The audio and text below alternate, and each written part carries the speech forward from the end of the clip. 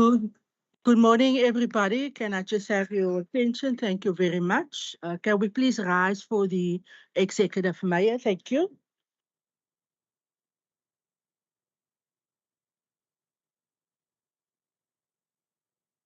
Thank you very much. You all may be seated.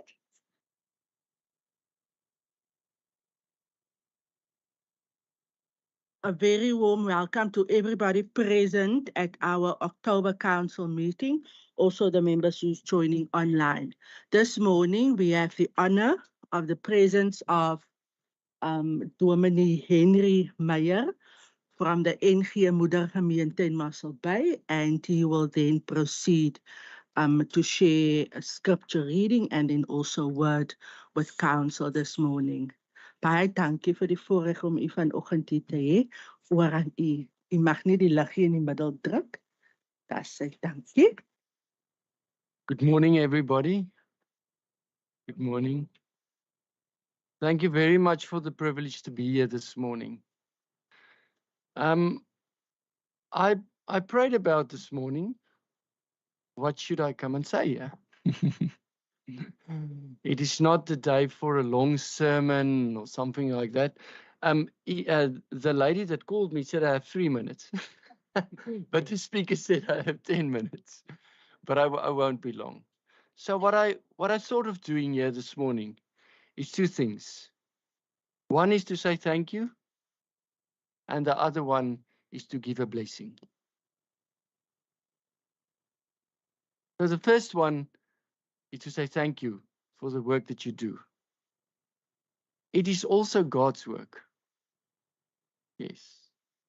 And my congregation and the people of Mossel Bay are very proud of this council. And to me, it's a very proud thing to say that this council opens their meetings with scripture reading and prayer. It says something. It says that we are that we appreciate the fact that God is in charge. He is in charge.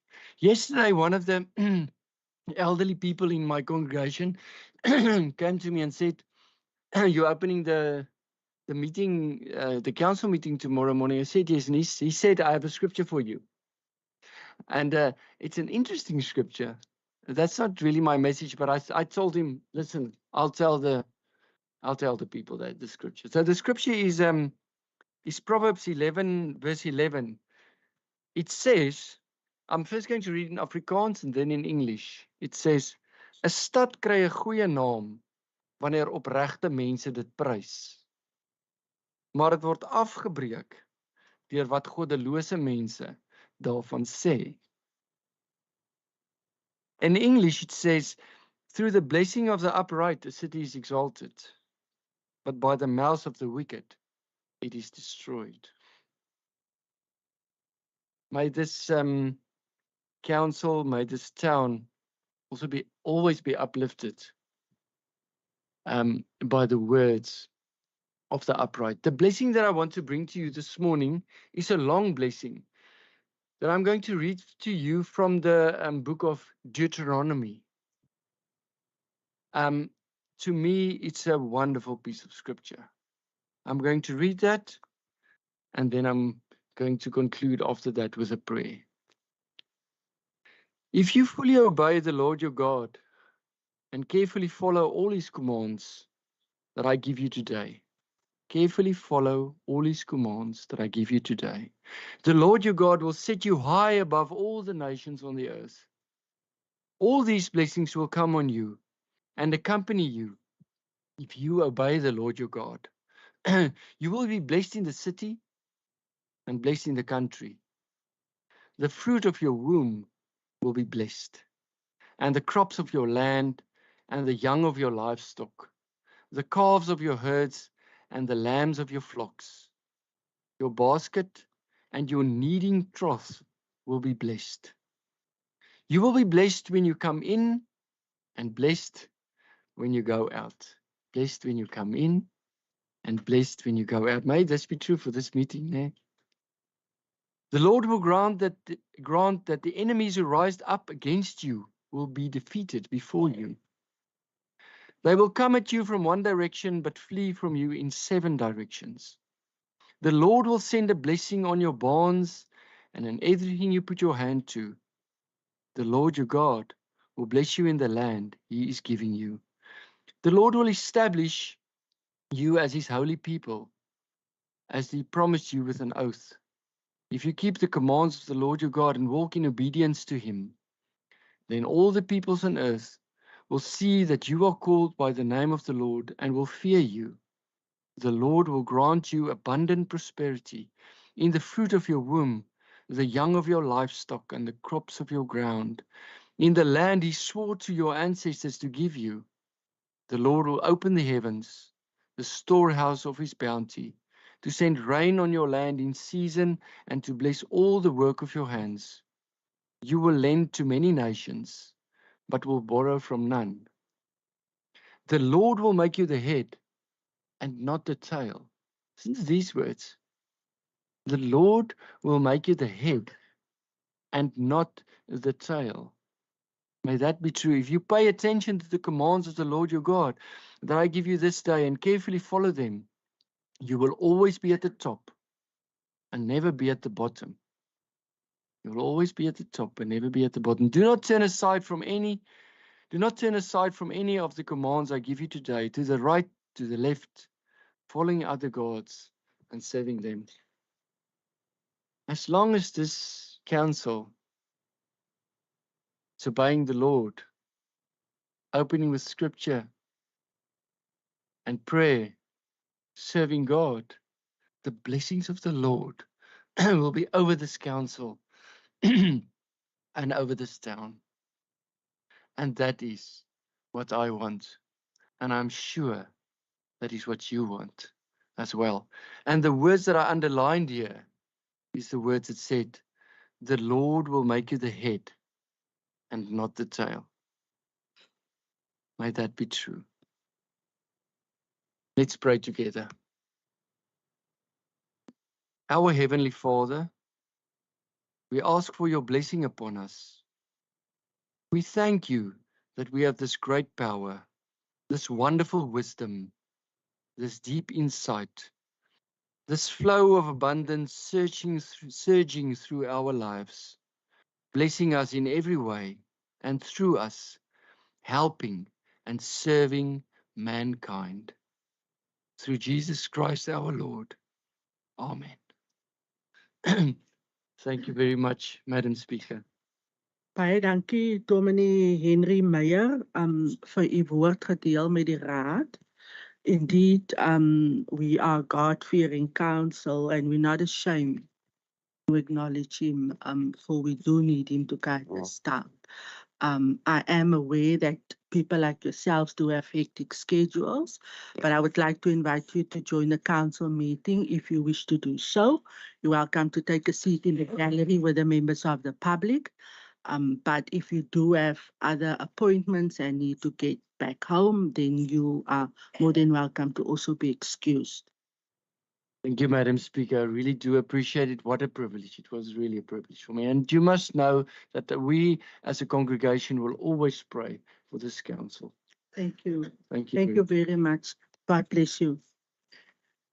We then excuse Dominee Meyer and we will then await the Deputy Mayor to take up his seat.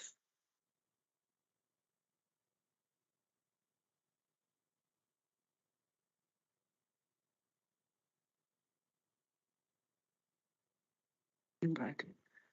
Thank you very much, Executive Mayor, Deputy Mayor, all members of council, the municipal manager, all our directors and acting directors present, members of the public joining us in the gallery and those who are online, Ronel, our sign language interpreter, and also Matthew, who's on duty for council interpretation this morning. A warm welcome to each one of you. I believe that you will be blessed. And may we then now continue with the business of today. The attendance register is circulating. Kindly ensure that you please do sign. Roman 3 on our agenda is the applications for leave of absence. Can I have an indication if we have any apologies submitted this morning? Yes, Council Whip. Thank you, Madam Speaker. No, Councillor Furness is just going to excuse him at a later stage in the morning. Thank you, Madam Speaker, but he has filed the correct paperwork. Thank you. We do have that on record at Ronel's office. He's got another obligation and he did submit that apology. Any other apology? Speaker. Can I have the light for the whip quickly, please? Thank you, Madam Speaker. And then also just Councillor Kutsia also has a doctor's appointment at 12 o'clock. Should Council continue until then? Thank you. Hopefully we might be done by that time, but I am noting it. Thank you very much, Municipal Manager. Speaker, then the CFO had to leave for Cape Town on short notice yesterday due to his father being seriously ill. Thank you. Thank you very much. We then also acknowledge that apology and please send our well wishes, and our prayers also with the CFO and his family. Councillor Kamfer. Môre Speaker. Môre. Speaker, ek wil graag vra of ek kan beskoon kan word dat so tussen 10 en 10:30 asseblief. Goed so, raadslid, dankie. Ons teken dit so aan. U sal dan nou redelik vroeg in die vergadering uself verskoon. Enige ander verskonings vir rekorddoeleindes? All right, we have received no others. We then move to Roman 4 on our agenda, which is the disclosure of interest in terms of Schedule 1, Code of Conduct for Councillors in terms of the Local Government Municipal Systems Act of 2000. Is there any councillor at this stage who needs to declare interest on matters of the agenda? Can I have an indication, please? None. Thank you very much. Roman 5. Municipal Manager, any disclosure of benefits? Nothing, Speaker. Thank you very much. None for our officials.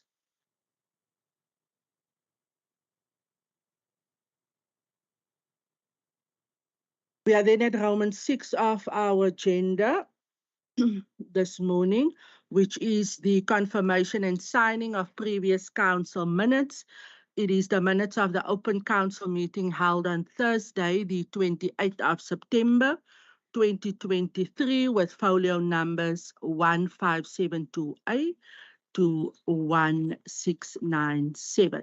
Can I please have a proposal in this regard? Thank you, Madam Speaker. I do propose the item. Thank you, Councillor Delamain. Do we have a seconder for Councillor Delamain? Yes, Madam Speaker, Councillor Leon van Dijk. Thank you very much, Councillor van Dijk. Is there any corrections from any councillor from the minutes of the meeting held? None, thank you very much. We move to Roman 7 of our agenda. Cognizance of the executive mayors and executive deputy mayors resolutions in terms of delegated authority as provided for in section 591A of the Act on Local Government, the Municipal Systems Act 32 of 2000. And the items in front of us is item number FC60 to FC66, items G53 to G57, items CS75 to CS83, items PE108 to PE119, items T48 to T55, items CG47 to CG56, items E267, and then UBs 58 to UB71. Can I please have a proposal in this regard? Madam Speaker, you do. Councillor Leon van Dijk. Thank you, Councillor Leon. Do we have a seconder, please? Thank you, Madam Speaker. I do second it. Thank you very much. Is there any questions from any councillor on these items? None, thank you. We move Roman 8 on the agenda. Cognizance of the municipal manager resolutions in terms of delegated authority as per Council Resolution E127 of November 2008, as provided for in Section 591A of the Act on Local Government, the Municipal Systems Act. Items in front of Council is GM 45 till GM 48. Can I please have a proposer for Council to take cognizance? Thank you, Madam Speaker. I do propose the item. Thank you, Councillor Delamain. Is there a seconder for Councillor Delamain? Yes, Madam Speaker, Councillor Leon van Dijk. Thank you, Councillor van Dijk. Is there any questions? Any councillor on these items? Yes, Councillor Buddha, you may proceed. Thank you. Speaker, thank you very much. Speaker, again in GM 48, delegated powers of the mayor of the GM 48, which is writing off of irrecoverable debt less than 10,000. Speaker, I was asking this question, what indicate this small number closer to this name Greenhaven? If you go there to the diagram and look at that. Greenhaven 10, you go down, and 37, and so on, and so on and so on. I was asking what is this number stand for? That is the first question. Also, Speaker, I see that in this irrecovery of the debt, I see a lot of voting Greenhaven each and every time. If you see the delegated powers of the mayor, delegated power of the MA, you see Greenhaven. I saw what breath is very scarce in this thing. So I applaud this thing firstly. When I saw no, when somebody answered me, he said no. These official, this number indicate the people who they reach. But I do understand now is not a right answer.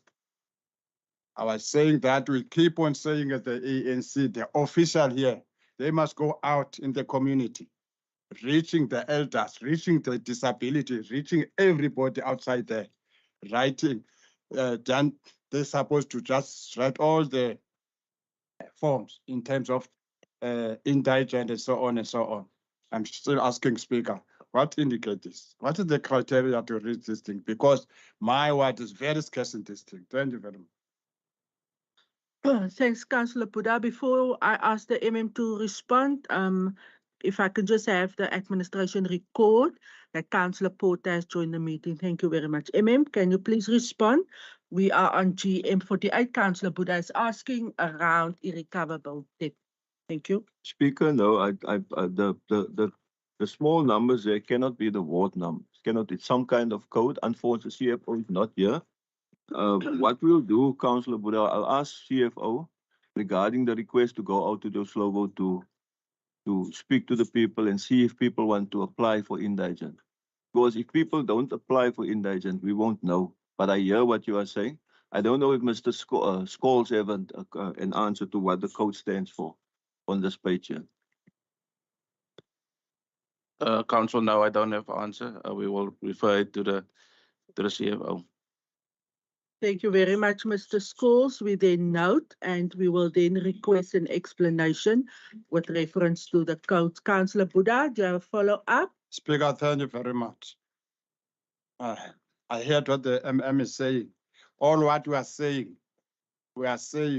the official, they must assist our people outside. They are very poor. You can start from Kwanongaba all over.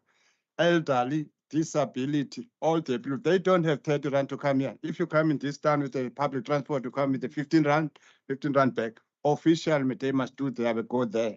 Because now, why we're asking this question, Speaker, really we only find that in our community, water is closed, electricity is blocked.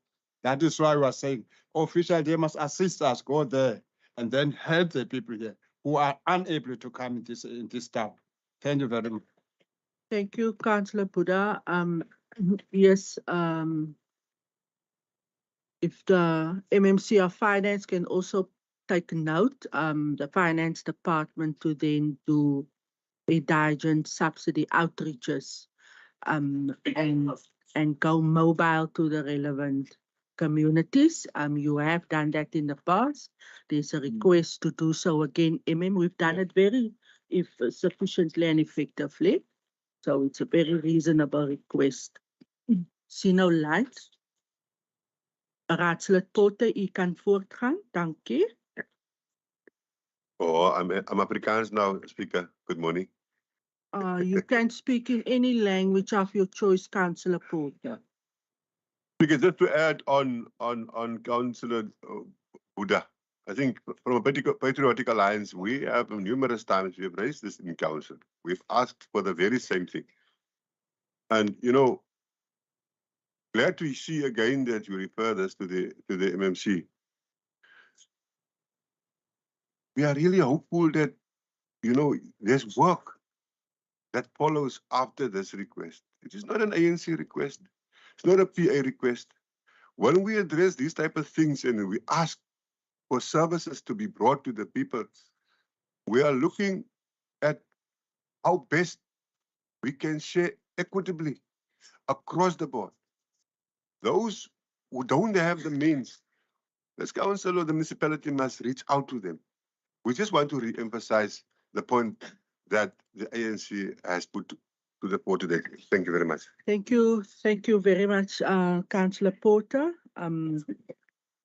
That is also noted. Councillor Webb. Thank you, Madam Speaker. Madam Speaker, just to clarify, the administration do outreaches. I have requested in the past after having identified people, and the administration was very accommodating. So my suggestion would therefore be to fellow councillors to please gather the list of names, take it to the municipality and organize with the CFO's office for an outreach. Thank you, Madam Speaker. Thank you for your input made. Speaker. It is also noted. Just a follow-up, please. Yes, Councillor Porter and then Councillor Buddha. Then, of course, with reference to the previous councillor speaking, giving an indication that administration is doing that. I'm a resident of the WIPS board. We don't see the administration as he suggests. Not in everything. There are other outreaches. You will hear and see it in Hubbardsdale. You will see it in Sonskenvallei. But Rietvlei, Base Plus, Battersfontein, don't see the municipality. Neither does it see the very same whip or councillor that makes such a statement saying they are there. He doesn't even come to his own constituency, people that have voted for him. As a councillor, he has got a responsibility, Speaker. As a councillor, he's got a responsibility to come and bring the service if the administration fails to do that. Thank you very much. Point of explanation granted to Councillor Porter. Thank you, Madam Speaker. Point of personal explanation. I will not be engaging the councillor on that. Safe to say that previous time I was in Bartelsfontein, the councillor took the opportunity to swear at me. So that is on record as well, Madam Speaker, but I will not be dealing with that matter further here. I think if we can please return to the agenda and the relevance thereof. Thank you. Noted. Thank you, Councillor Porter. Councillor Buddha, you may proceed. Thank you, Madam Speaker. Madam Speaker, we are busy with a very serious issue here. So we don't want to see anyone who just defend undefended. I appreciate what you're saying, Porter. So we are not supposed to defend undefended. If I'm asking where did you see the official going inside there in just level, you are not going to answer me. So we must not defend undefended here. I'm not here just to harm what you call the official. We want the job to be done properly to everybody outside there. Thank you very much.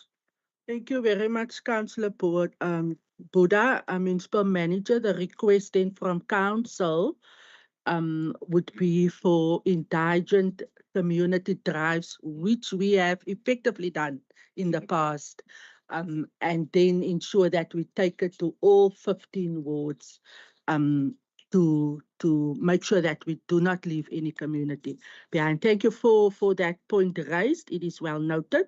And the debate. We then move to point 9 on the agenda, which is the communications by the Executive Mayor.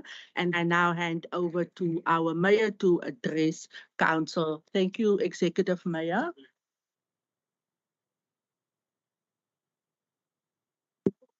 Yeah. Speaker, thank you very much. This is a motion of exigence before the Mayor. I must stand up here because the lady here, he said, don't hear me. Speaker, I want just to ask the motion of exigence. You must listen carefully. I'm saying motion of exigence. So, Speaker, I'm asking the mayor and the MM in this motion of exchange, how do they feel if they see outside, especially Power Town people, they stay in flood for a number of years? I'm saying here in this room, the DA rules this municipality for 23 years now. These people there, they are in flood now, they are in mud there. What is their feeling doing that? And then if you see the Power Town people there, they are still using the bucket system, Madam Speaker.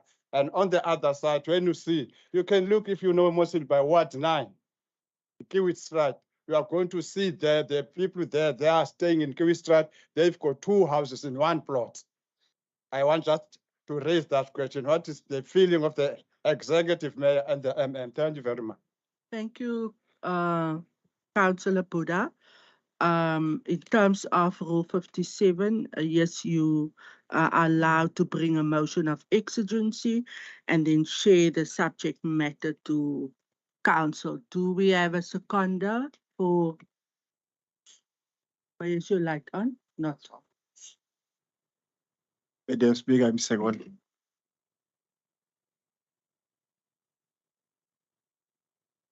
Thank you very much, Councillor Dabula, for seconding. Is there any counter proposal? Madam No. Speaker, the side.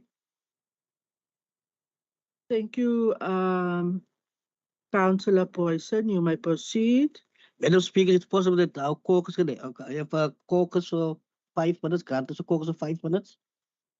Thank you. DA caucus granted for 5 minutes.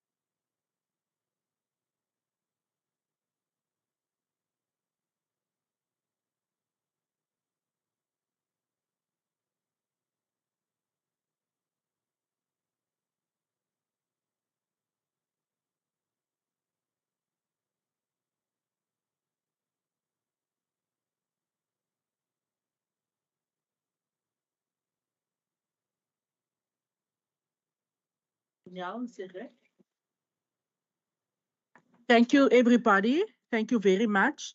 We will now reconvene with the council meeting. We had a 5-minute break, but we will now start. Councillor Boyson has requested a caucus for the DA, and I will now grant him the opportunity to address council with feedback.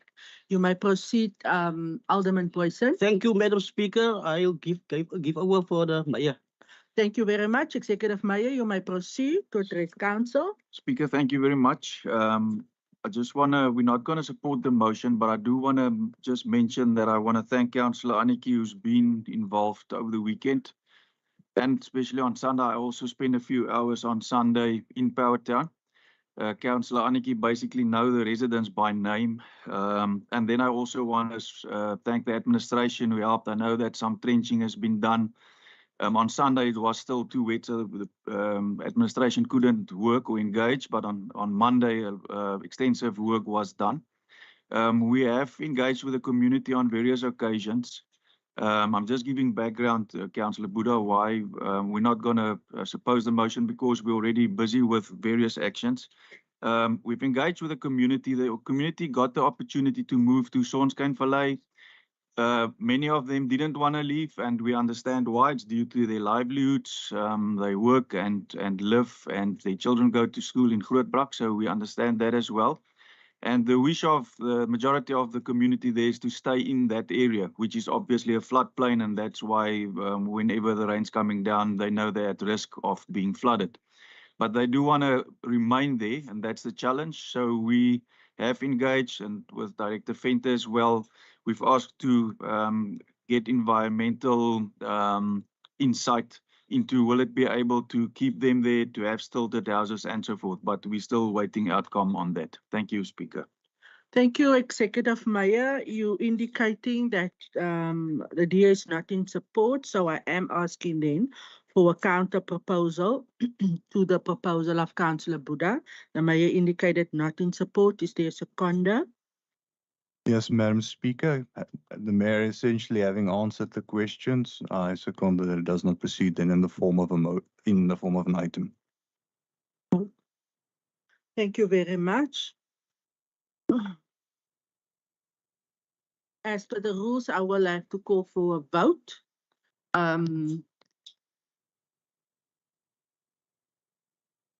Councillor Buddha, would you like to speak before I call for the vote? Yes. Okay, I'll grant you that opportunity. Thank you, Madam Speaker. Madam Speaker, I hear what the mayor is saying. It's far different what I'm asking. I'm not asking the engagement to talk show. I'm asking whether what they've been done there, 23 years in government. That's what I'm asking. Talk show is different if you are doing something, because that flood is not the thing of yesterday. That thing is not the thing of, and the bucket system is not the thing of yesterday. That's what I'm asking. When are we going to start implementing things? Thank you very much. I am not going to allow a discussion. We have two proposals. I've allowed Councillor Buddha to speak to it. The Mayor has given an answer, but there's a counter proposal.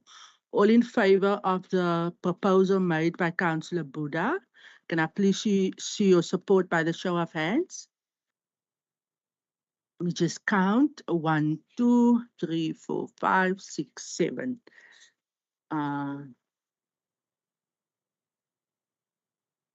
Tasha, do you have that on the record? It is then 7 in support, Councillor Buddha. All in favor of the counter proposal by the show of hands, please. 1, 2, 3, 4, 5, 6, 7, 8, 9, 10, 11, 12, 13, 14, 15, 16, 17. 18. Thank you very much. Is there anybody who is abstaining? Because I've seen councillors not participating in the vote. Freedom from plus abstain. Thank you.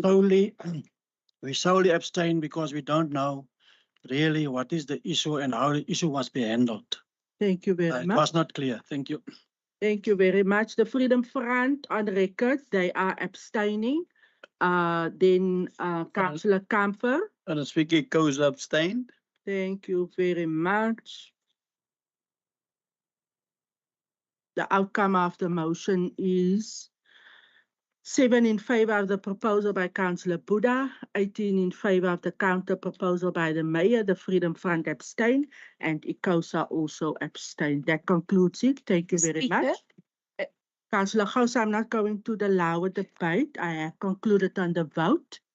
Can I Thank you, please get an Speaker. indication if you want to speak to the Yes, matter? just a point of explanation, not speaking to the matter. Thank you. If I can just clarify that Councillor Buddha's proposal was that this municipality provide answers on what has been done over the last 23 years. He never asked for any other debates except for that. He just wanted answers to his question. And the ACDP is in favor of this municipality providing those answers. Noted, Councillor Gous. Executive Mayor, the communications by you. Thank you. Speaker, thank you very much. I just can mention that obviously many houses has been constructed in Sonskynvallei, and we must keep in mind that housing is not a municipal function, but obviously we are trying to see how we can engage. We've had meetings with Director Naidu as well involved. At this stage, there's not waterborne sewerage systems because it's under the river level or flood level, so that will not be possible to have that installed. But yeah, so yeah, thank you, Speaker. Councillor Porter. Speaker, maybe I am not clued up in terms of procedures and how this council must operate. When the Speaker,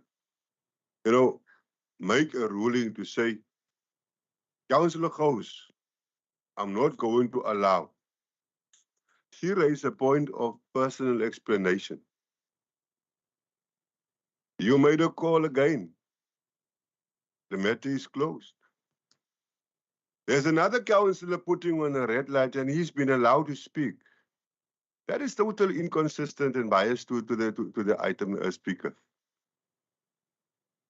It is our view that we want to draw a straight line here. Thank you. Thank you very much, Councillor Porter. You are correct. I did indicate that no discussion will be allowed. I handed over in terms of point 9 to the Mayor for his communication. So we are at the communications of the Mayor and we're not debating the motion that was concluded. Thank you very much, Executive Mayor. Is there any other communications you want to share? Speaker, thank you. Before the Mayor communications, I also have a motion of exigency. You may proceed. Terms of Rule 57. Thank you, Councillor Baron. Yeah, thank you, Madam Speaker. Rule 57 of the Rules of Order. My motion of exigency is communication that we receive as councillors, that as councillors we can't engage administration, municipal manager, directors, like in the past. So that means if we can't communicate, I want today, you must make it straight. We want to know, are you standing with that communication? Because if that's true, then we can't leave it there. Then I can't be a councillor. If we can't communicate and handle the complaints of our community, then it's a big problem for me. So I want to know if it is like that, and then I want somebody to second me so that we can debate it. Thank you. Apologies, colleagues. Okay, I will allow it before I Speaker, I respond. Seconds. Before I Madam call Speaker. for seconder, Councillor Gous, if you can just breek 'n bietjie, want ek wil terugkom na Raadslid Baron toe. Point of Madam Speaker, yes. Apologies for interviewing. Madam Speaker, no, I think this morning Council has again not followed the correct procedure. If we look at what Rule 57 says in terms of motions of exigency and how they should be proposed, I think there are some councillors who are confusing this with Rule 51, notice of questions, and the procedure to be followed there. Madam Speaker, if we can just have some clarity, because we're getting a lot of questions this morning. That's not following the notice of questions procedure in terms of Rule 51, but is being erroneously introduced as motions of exigency under Rule 57. Thank So, you. Madam Speaker, if I may read Rule 57, so everyone is just caught up to speed, and then we can proceed from there. Okay. Rule 57(1). A councillor may direct the attention of council to any matter which does not appear on the agenda and of which no previous notice has been given by stating briefly the subject matter and, without comment thereon, moving that the motion be considered forthwith as a motion of exigency. Madam Speaker, a motion of exigency is not a motion of question. Thank you very much. Thank you very much, Councillor Whip, for your clarity provided. It is also noted. Councillor Baron, I just want to move back to you. A motion of exigency indicates that you need to speak to the subject matter, briefly stating it. So I wasn't sure if were you speaking to me as the speaker? Is this motion, or is it directed to the municipal manager? If you can just maybe give more content or clarity, because I wasn't sure if I followed you correct. And then also you said, I'm not sure if I heard you correct, you said you then don't give a damn. No. I didn't understand that. Okay. No. If you can just then restructure what you wanted to introduce then. Yeah, Speaker, the council is the highest body. So I disagree with the Chief Whip of the DA. My motion is directed to council, because if you say councillors can't address or can't speak to directors, it's just council that can take that decision, nobody else. So this rules of order was adopted by council. And all these councillors that is sitting here, it is their business that I'm speaking about. So council must make the decision, because if council say, no, you can't speak to directors and MMs, then it's a huge problem. Thank you for your clarity provided. Is there a seconder for Councillor Baron? Speaker, yes, the ACDP seconds this motion of exigency because it is a matter of urgency to opposition councillors. Perhaps not to the other councillors because they have full access and are able to fulfill their mandated function. Seconded by Councillor Gous from the ACDP. Can I please get an indication if we have a counter proposal to what was proposed by Councillor Baron, please?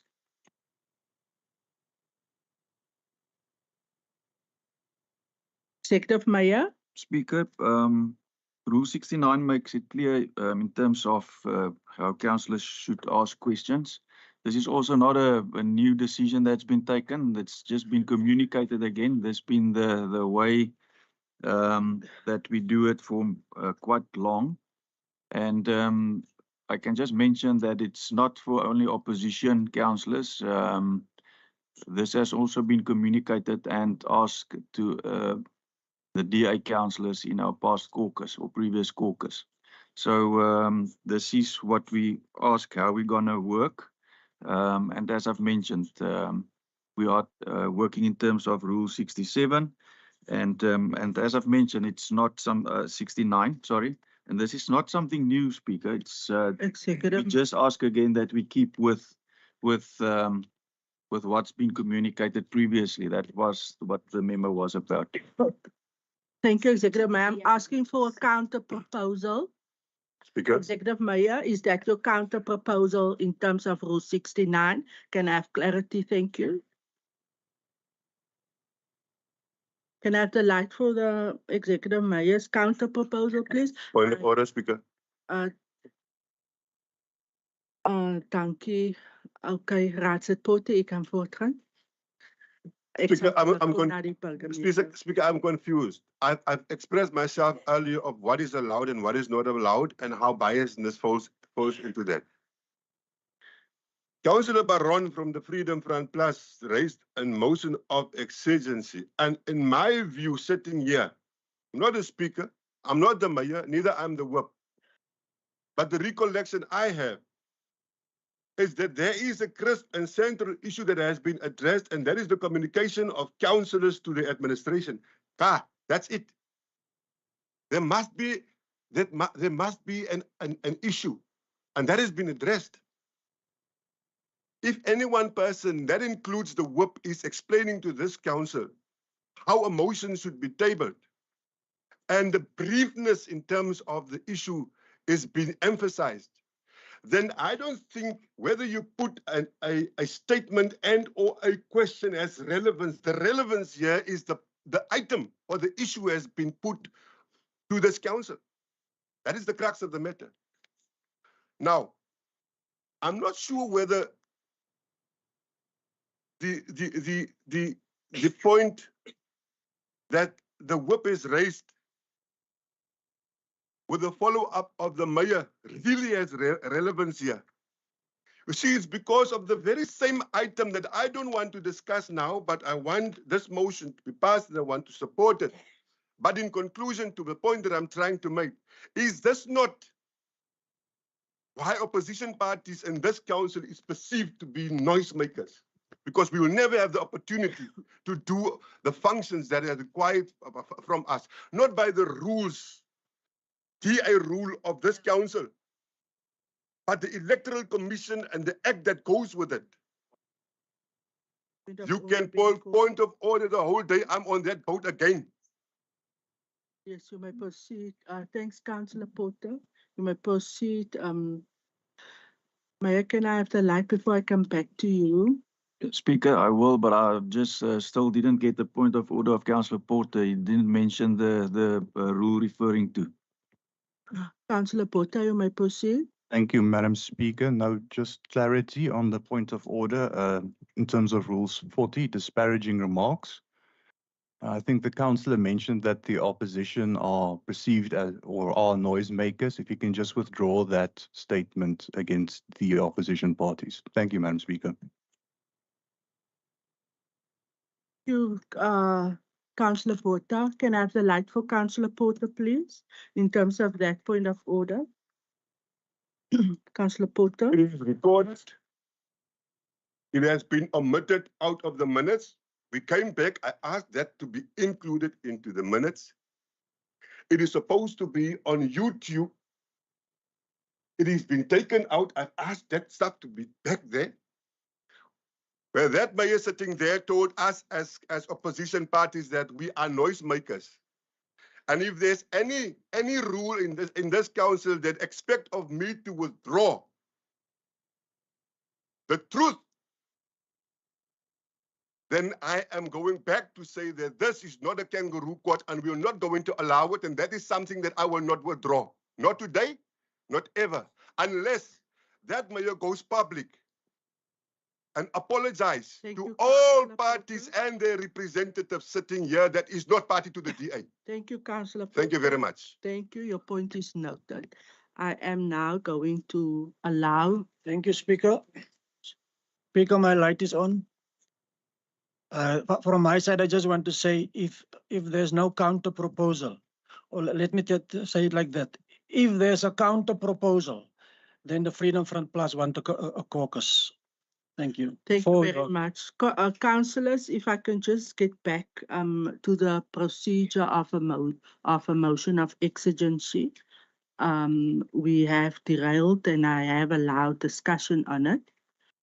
I need a counter proposal and I'm now calling for one. Please don't speak to the issue. Present a counter proposal if you have a counter proposal. It was the executive mayor who brought one in terms of Rule 69. Mayor, can you please just word your counter proposal?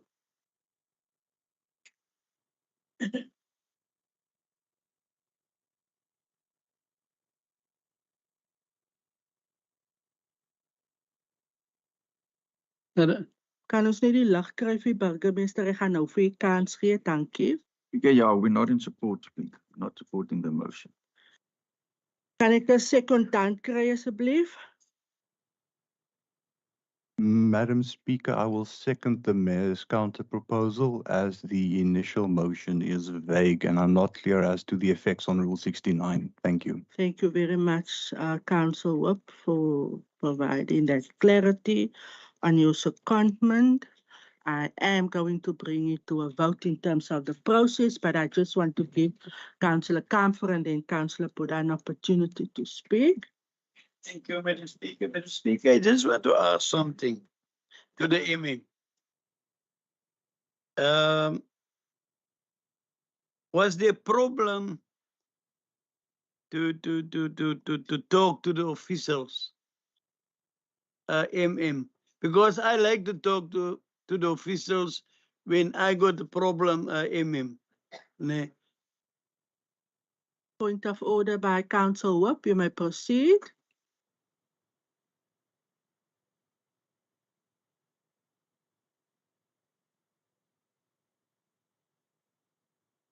Councillor Kamfer, can you just conclude, please?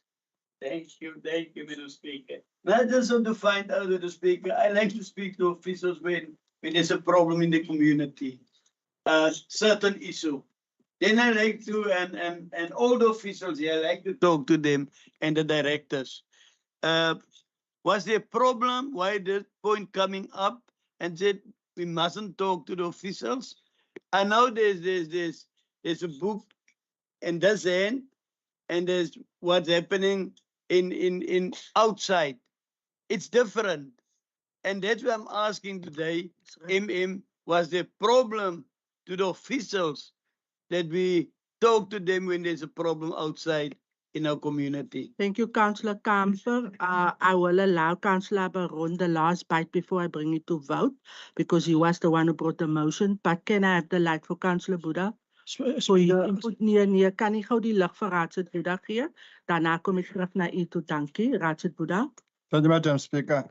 Madam Speaker, this one is a serious business.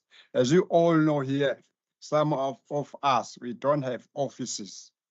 I mean, pay point offices and so on, we are struggling. If we are not allowed to communicate with the official and the director and the MM, it's going to be a problem. And then therefore, Madam Speaker, we are going to want 10 minutes caucus after everything before we vote. Yeah. Kennis van geneem, Raadsit Baron. That's actually, I wanted to know my 10 minutes caucus is the only thing. Thank you. Is reg, 10 minute caucus granted. Baie dankie. To the Freedom Front.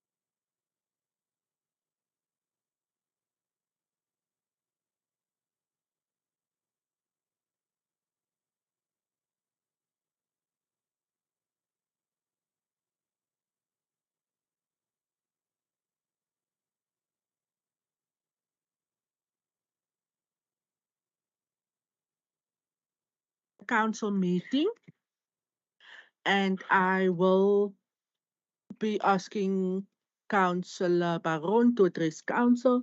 Just for the administration to note, Councillor Furness and Councillor Kamfer is excusing themselves. Councillor Baron, iets vir 'n caucus gevra?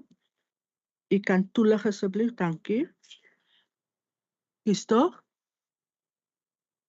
Raadslid Liebenberg, die raad het begin. Almal wat buite is, dankie.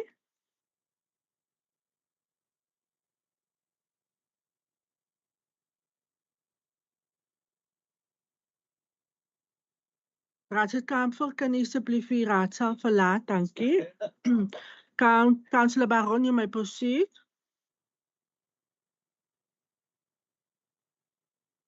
Oh, sorry. Thank you, Speaker. I just want to say I know I will not get an opportunity to speak about this matter, so it's fine. There will be a vote. Just want to say one thing, Speaker, is that this community of Mossel Bay will never accept the fact that their councillors, that is the public participation between them and the administration, will not have an opportunity to represent them.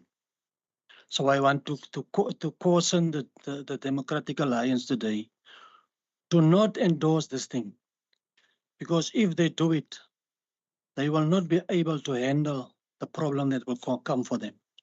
Thank you, Speaker. Thank you, Councillor Baron. Before I bring it to a vote, the last person who I am going to allow to speak is the municipal manager. Kan u die raad toelig rondom die aangeleentheid asseblief? Speaker, thank you. I think the question was asked whether the councillors can speak to officials and so on. The answer is yes, Speaker. There's nothing that say councillors can't speak to officials. And if there are officials that told councillors, no, I can't speak to you, bring it under my attention. There's a difference, Speaker, about speaking to officials and asking for information. The communication that went out was regarding information that was asked by councillors. Rule 69, the rules of order, rules governs the working of council, Speaker, and they are specific, it's specific written in Rule 69 what our councillors should go about in seeking information from the municipalities. You must go through the portfolio, Chair. It's not I who say it, Chair, Speaker. It's the rules of order. Councils also the rules of order. And when you seek information, you must give enough. You must tell us why you need the information. Clause 3 of Rules of 69 is clear. Tell us why. If you need it for oversight, by all means, you must get it. But if you need it for other purposes, we must consider whether we're going to give it to you or for oversight, or whether you must apply in according to PAIA. So, Chairperson, Speaker, I've never said no to a council who came to my office who wanted to speak to me, the directors neither. And I think there are reasons for it, because we must protect our officials, Speaker. Officials are officials, they can give sensitive information out which could land them into trouble. And then the official will be in trouble, not me or the council or whoever the case may be. So, Speaker, the answer is if you want to speak to me or the director, any councillor can speak to us. We never said no when councillors want to come and speak to us regarding specific issues or whatever the case may be. So that is, you can come and speak to us. But when you seek information, the rules of order determines how you should go about in doing this. Thank you, Speaker. There was a motion brought by Councillor Baron. It was seconded by Councillor Gous. There was a counter proposal by the mayor, and it was seconded by Councillor Botha. Can I have, by the show of hands, all in favor of the motion by Councillor Baron, please? One, Raadslid, Speaker, before we vote, we need another caucus, because that is another story now. That is a different story. Councillor Baron, I am at the voting of the motion. By the show of hands, those in support. Okay. Those in support of the motion by Councillor Baron, thank you. Oh, no. 1, 2, 3, 4, 5, 6, 7, 8, 9. We have on record 9 councillors. Thank you very much. Those in support by the counter proposal by the mayor, seconded by Councillor Botha, by the show of hands. Thank you.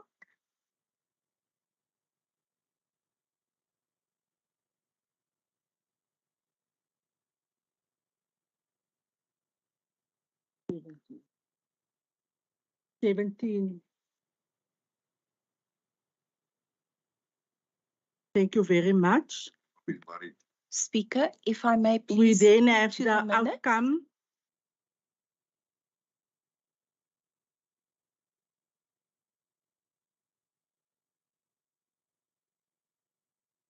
Okay, can we just confirm that we must be sure? Yes, it's not yet. So Again, by the show of hands, those in favor, Yes. the proposal by the mayor, seconded by Councillor Botha. We have Councillor Kamfer who left and Councillor Furness. Recount.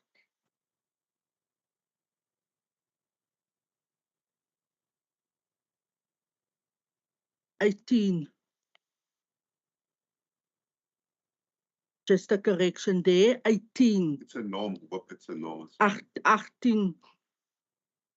Thank you, councillors. The outcome then is 9 in favor of Councillor Baron, and then the counter proposal then by 18. That concludes that vote.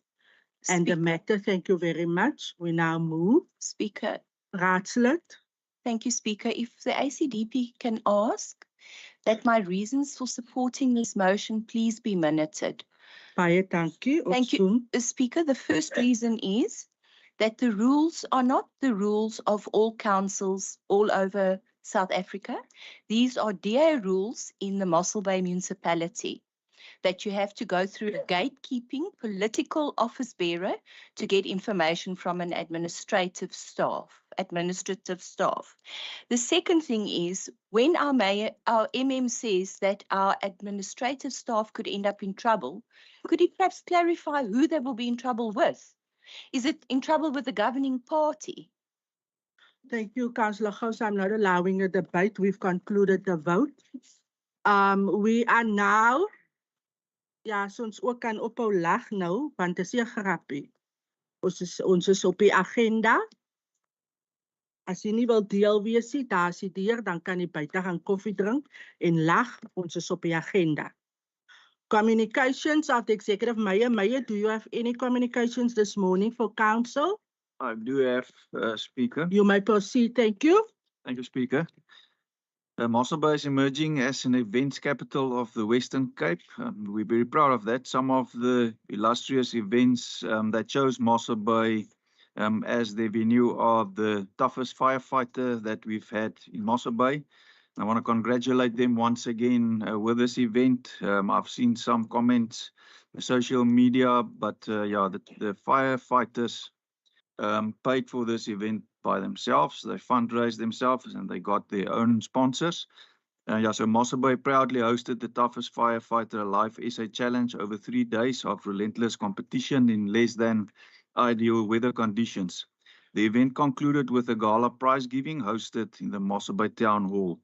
And then Mr. Mark Smith of the toughest firefighter alive South Africa confirmed that the 2023 competition was the biggest to date, boasting approximately 250 competitors. And what makes this event unique is that they come here with their families. So obviously it's a lot more than 250 people that visited Mossel Bay.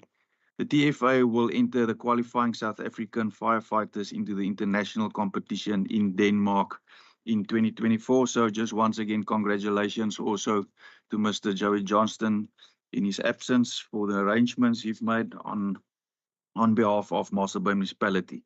Then IMS SA National Conference in Mossel Bay. Community safety is a key pillar of the growth strategy implemented at the start of council's term. And I must also congratulate our K9 unit. We know that there have been various murders over the past few weeks. And we've received communications, formal communications by the South African Police Services, thanking the Mossel Bay Municipality and our staff for the assistance, helping or assisting to catch the murderer. And as far as I understand, the person that's been caught might be linked to various of the murders. So congratulations also to our staff doing their work. We were honored to host the National Conference of the Institute of Municipal Public Safety of Southern Africa, or IMPSA, which unequivocally stands for all involvement in the sphere of municipal public safety in Southern Africa, encompassing municipal policing, municipal bylaw enforcement, and municipal security services within local government. I echo the words of our portfolio chairperson for community safety, Councillor Leon van Dijk, who also opened the event, who said, where community safety is lacking, stability will be lacking. I just want to congratulate Councillor Leon once again on his elected position as chairperson of IMPS SA Western Cape. So during the first Institute of Municipal Public Safety of South Africa's Western Cape Forum, steps for greater cooperation were discussed and common standards, goals and objectives were also determined. Madam Speaker, then in December we will have, and I'm just highlighting a few, we will also have the Moss Jazz once again, and then we will also host the Mighty Men Conference, while illustrious events such as the Ironman 70.3 and the Toughest Firefighter Alive and the annual Buffalo Rally have chosen Mossel Bay for the events, each ensuring thousands of visitors to our shores. We welcome the first Mighty Men Conference also to Mossel Bay. That will be in December at the Bartelsfontein site. And the Buffalo Rally, we also have them here over this weekend, and the local economy benefited from millions of rands from the supporters of the annual Buffalo Rally. This year, the organizers expect approximately 4,200 bikers to visit Mossel Bay, boosting our accommodation occupancy rate to 90%. Annually, our economy benefits by more than 10 million rand over the 3 days of this event. Several temporary job opportunities for locals are created, with much of the proceeds from the event being donated to local charities. When combined, the income derived from the Buffalo Rally and the Ironman 70.3 is estimated at 24 million rand. I think the Buffalo Rally is a bit more just guesstimates, but we know that the Ironman, their numbers are more precise, and I'm going to mention that this year we host the Ironman 70.3 on 19 November 2023. So we will host them on the 19th. Sorry, we have taken to heart lessons learned from the inaugural event and are happy to mention that Mossel Bay ranks top in the international listing of preferred destinations for this event.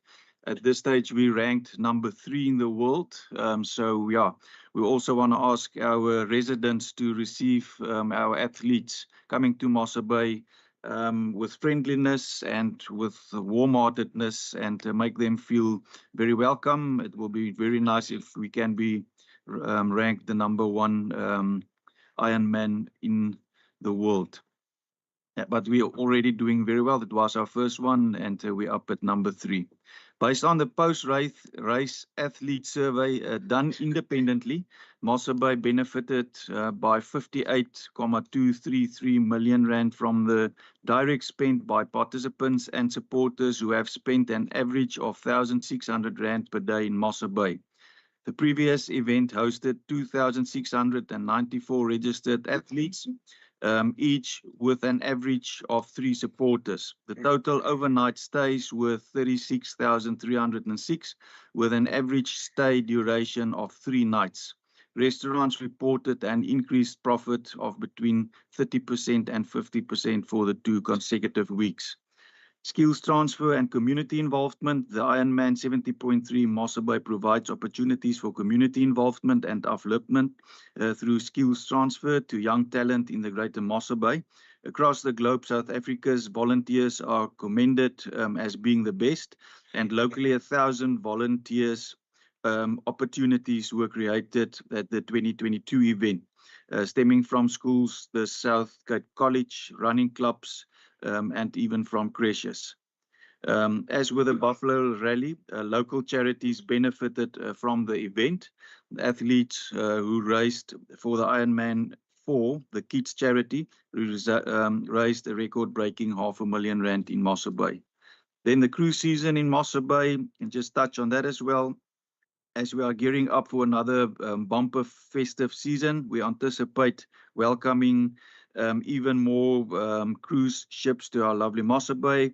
Our cruise terminal capacity is estimated at 300,000 people per year. This year, we are expecting 59 cruise liners and 34 turnaround calls for the season, with liners representing 21 world cruises, 34 international coastal cruises, and 4 domestic coastal cruises.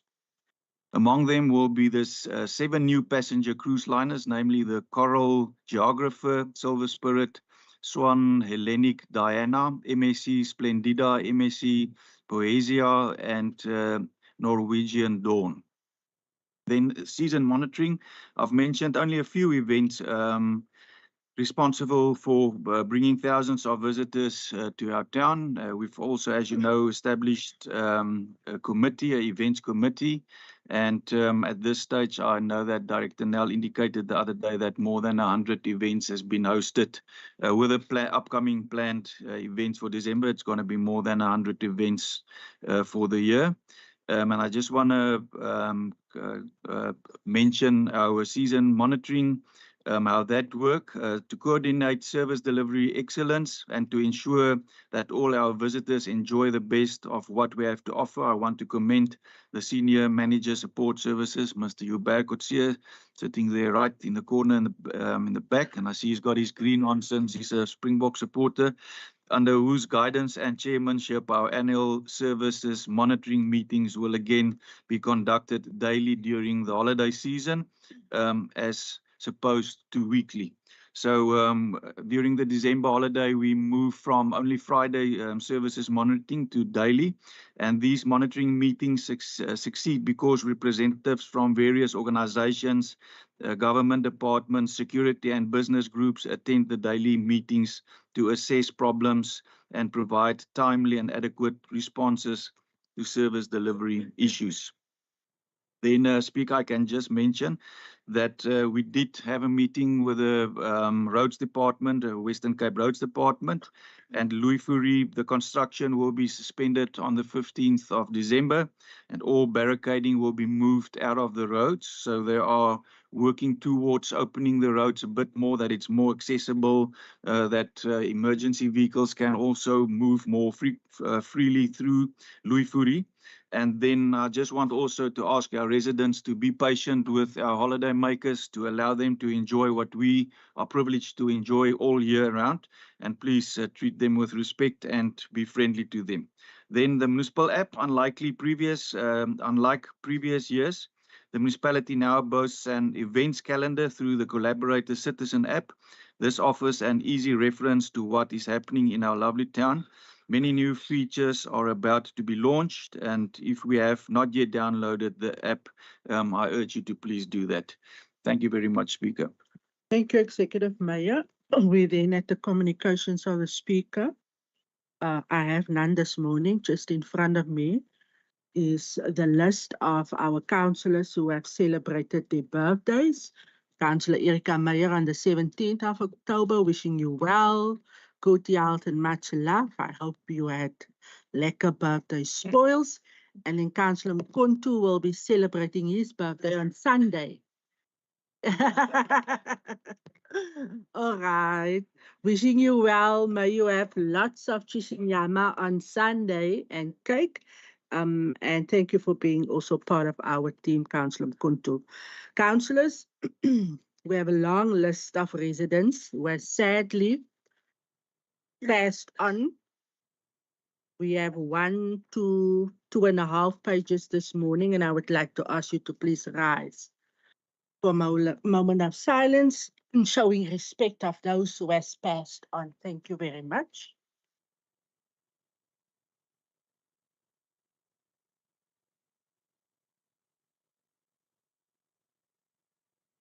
Thank you, everybody. You may please be seated.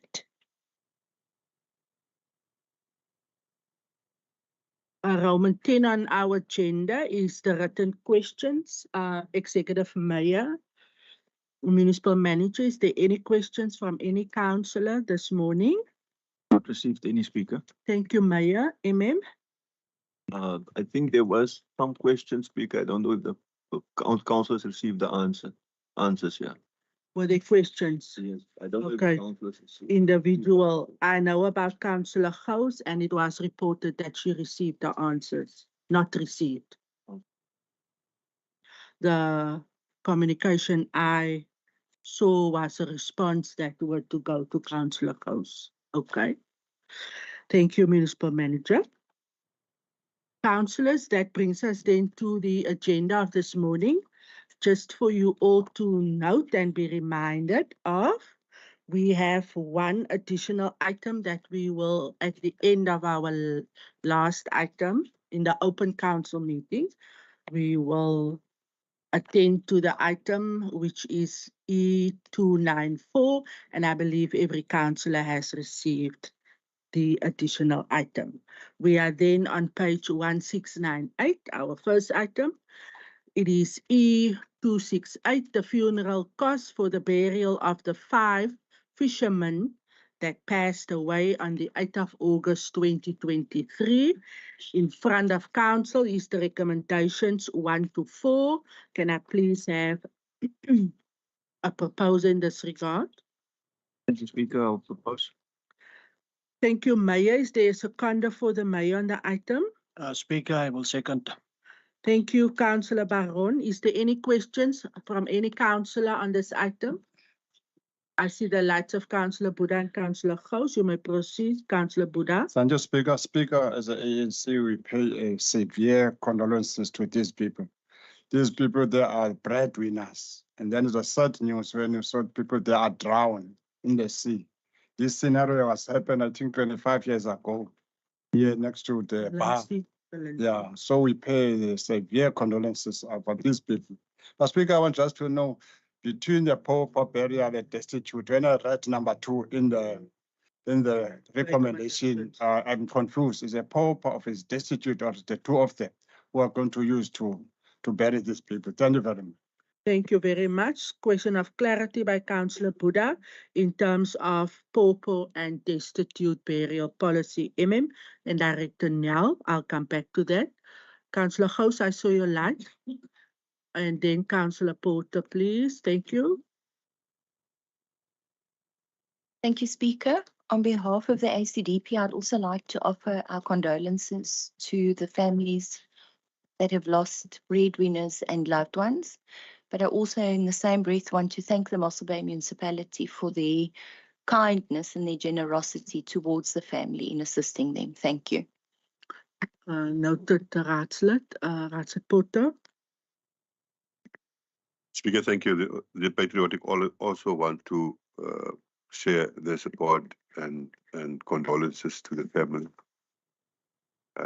Even the business that might also have suffered through the loss of members of our community as employees. I would want to just have one clarity in terms of the point on the agenda, and that is, it makes reference to, let's just get to that, but it boils down to a service provider, a funeral service that has been appointed by the municipality. My question is twofold. One, was that service provider appointed for the purpose of this particular death or application for assistance? And two, is that service provider somebody that has been appointed to, for all time's sake, render the very same services should the need arise? Thank you very much. Thank you, Raadslid. Municipal Manager, can I please ask you to respond? Thank you, Speaker. Speaker, regarding the policy question, I'll ask the Director to respond. And I don't know, I think there's more than one service provider here, maybe the council can maybe just mention which one so that the director can respond. Thank you, Speaker. You may proceed. Councillor Porter can just indicate if I've misunderstood the question. There is one service provider appointed by means of a supply chain process to do all our pauper and destitute burials. That service provider has been appointed for a 3-year period. In the case of this specific tragedy, we deviated from using the service provider that was appointed by the supply chain process because the families wanted to use their own undertakers. So that is the deviation where they used 2 other service providers than what is actually appointed. But otherwise, we have a tender appointed service provider for a 3-year period. And then just to Councillor Buddha's question, the destitute and pauper burial policy, it's the one policy. The destitutes are the people that we have to bury that we do not know their names or there's no indication who they are. These families were assisted in terms of the pauper side of the burial policy. Thank you. Thank you for your explanation. Councillor Buddha indicated that it's covered. Councillor Porter, do you have a follow-up? Speaker, thank you very much through you to the director to provide for that information. It's quite insightful. It answers, I think, 99% of the questions, the concern that I had. However, now that we know all the funeral services that where money has been allocated to render the service and all that, I think there's about 3, if I'm not mistaken, that has been named in here. Critical for this exercise. Can we also then have the name of the person or the institution that has been appointed through the tender? I mean, that should be common knowledge. But my question is just to identify that service provider also, as we have indicated who the others is. Thank you very much. Thank you. Director Njalken EA. Madam Speaker, yes, it's Van Rensburg is the successful bidder for the tender. For council. Thank you very much. Is there any other councillors? None. Sorry, Speaker. Van Rensburg, are they locally based? Thank you very much. Hi, thank you. We move now to our. Sorry, Madam Speaker. My apologies, Councillor Machusini. You have a question? Just a clarity, not a question so far. The people of those people, they have a choice to choose their own burials. Or because on the answer I heard that director says they choose their own funeral. According to the municipality, they have an opportunity to do that. To choose their own. Thank you very much. Perhaps the municipal manager can. Speaker, now I understand what the councillors say. Look, we must take into account this was a very sensitive issue. The whole community, stood with these people and so on. What happened normally, councillor, and sometimes it happened even with our own tendered person, that when somebody dies, the family gets an undertaker in. Long before we get involved. Now, if the body has been laying for a specific undertaker for a week or longer already, it's very difficult for us to come and say, do it this way. And in this instance, we were extra sensitive for that. So we decided to let them go, and it would have been the best. You couldn't. We don't want to force them to take somebody else because they are already in a state of in mourning and so on. Yeah. That's why we brought the item so that the council can approve this deviation even, or take note of it. And of course, there were also cultural. Yeah. Okay, Councillor Machusini. So Dit is 'n uitsonderlike geval. Dit was 'n moeilike tyd. Mense het klomp goed wat in ag geneem moet word en daarom is daar die deviasie. Dis die verduidelikheid. Follow up? I'm not hear what you were saying now. I don't hear nothing. What Yes, interpreter. yes. Just put on your Yeah, I know. flash like I do when you speak in your language, please. Okay. You may proceed. Into endifuna uyazi ngakasana njengoba aba bantu wonke umuntu unengxaki. Wonke umuntu ukwi-morning time ayisizocela uncedo kumasipala. But ufika uba ixesha elinintsi unyanzelwa ngale funeral uba mayikwenzele umsebenzi. Aba babekwi-morning nabo kodwa benengxaki bafosteleke uba bona mabakwazi uyozikhethela. Yile nto endiyibuzayo uba unayo na i-choice yokuzikhethela according inantsi. Enkosi.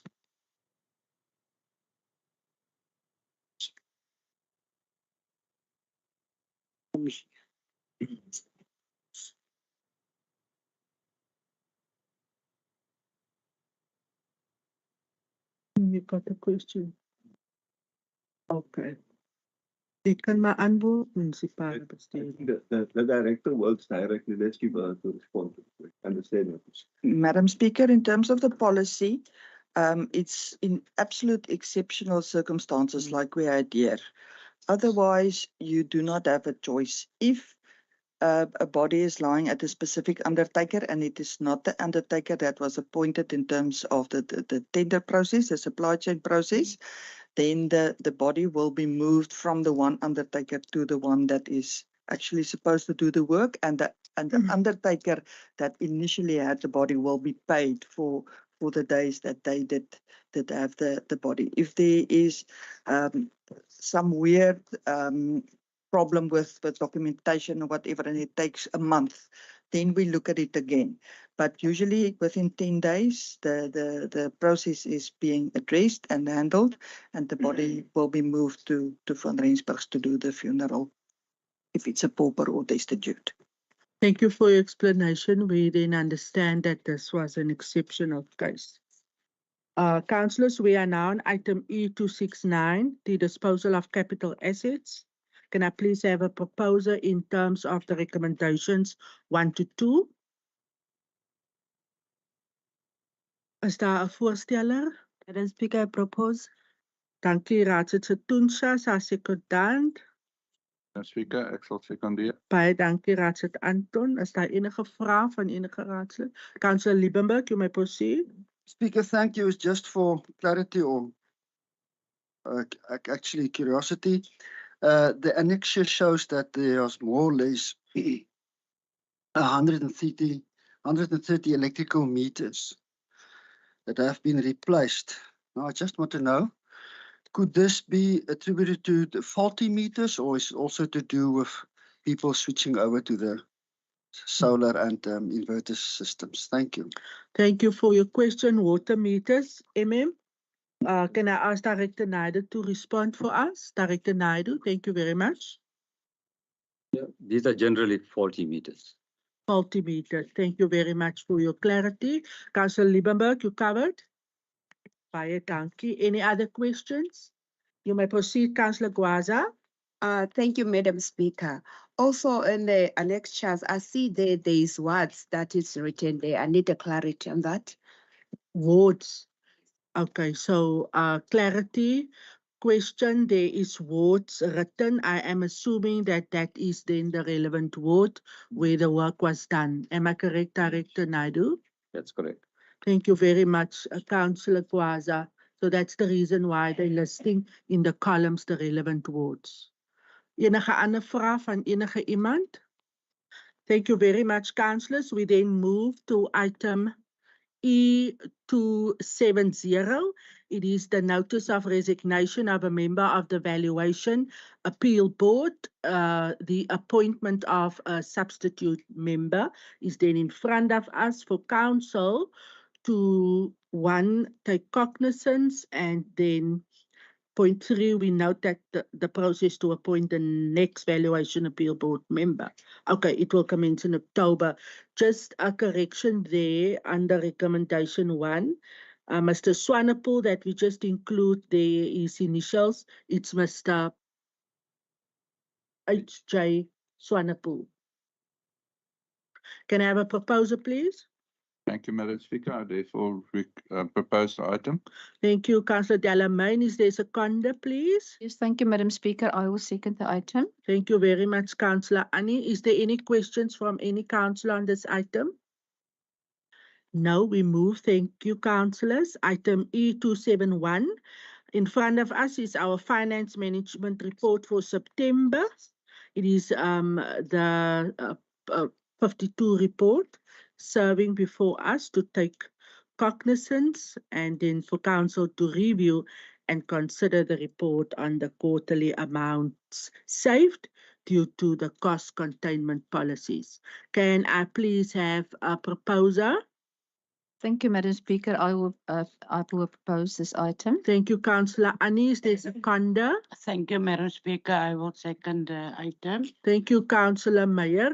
Is there any questions from any councillor on this item? Councillor Buddha, you may proceed. Thank you. Thank you, Madam Speaker. Madam Speaker, just to clarify in the 1715-1715. Then I do understand Councillor Ho's proposed amendment and then as seconded by Kwaza, but yet they written unanimously. I don't know whether they received the correspondence or what of the amendment. Thank you.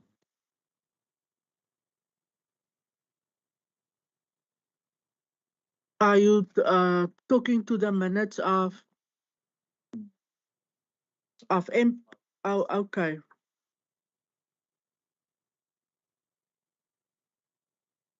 When the CFO addresses everything, and then I listen when Councillor Ho's raised an issue. Okay. Seconded by Kwaza. Okay, so Councillor Buddha is asking questions in the minutes of the MPAC on page 1715. It is written, Councillor Gous proposed. It was seconded by Councillor Kwaza unanimously.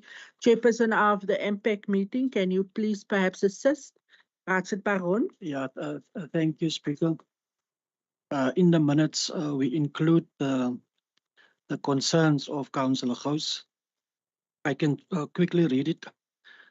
This is the fourth MPAC meeting in which the ACDP council has cautioned against rising bad debt and its origins being unaffordable service cost. Then also there was a concern about ACDP has requested that the PEC contract be reviewed as it adds costs to residents who are already struggle to pay for services. And then the ACDP has a last concern about the amount spent on advertising, almost 1 million in the first quarter, and yet the residents are complaining that they are not informed. Cheaper options such as info sent out on account statements must be considered. So That was the Councillor wanted proposal. it in the report, so we put it Okay. in the report. Okay. Thanks. Councillor Buddha, it is there in the minutes, those 3 points highlighted. So the clarity from the MPAC chairperson is that is what Councillor Gous then highlighted, and it was then seconded by Councillor Kwaza and accepted unanimously by the committee.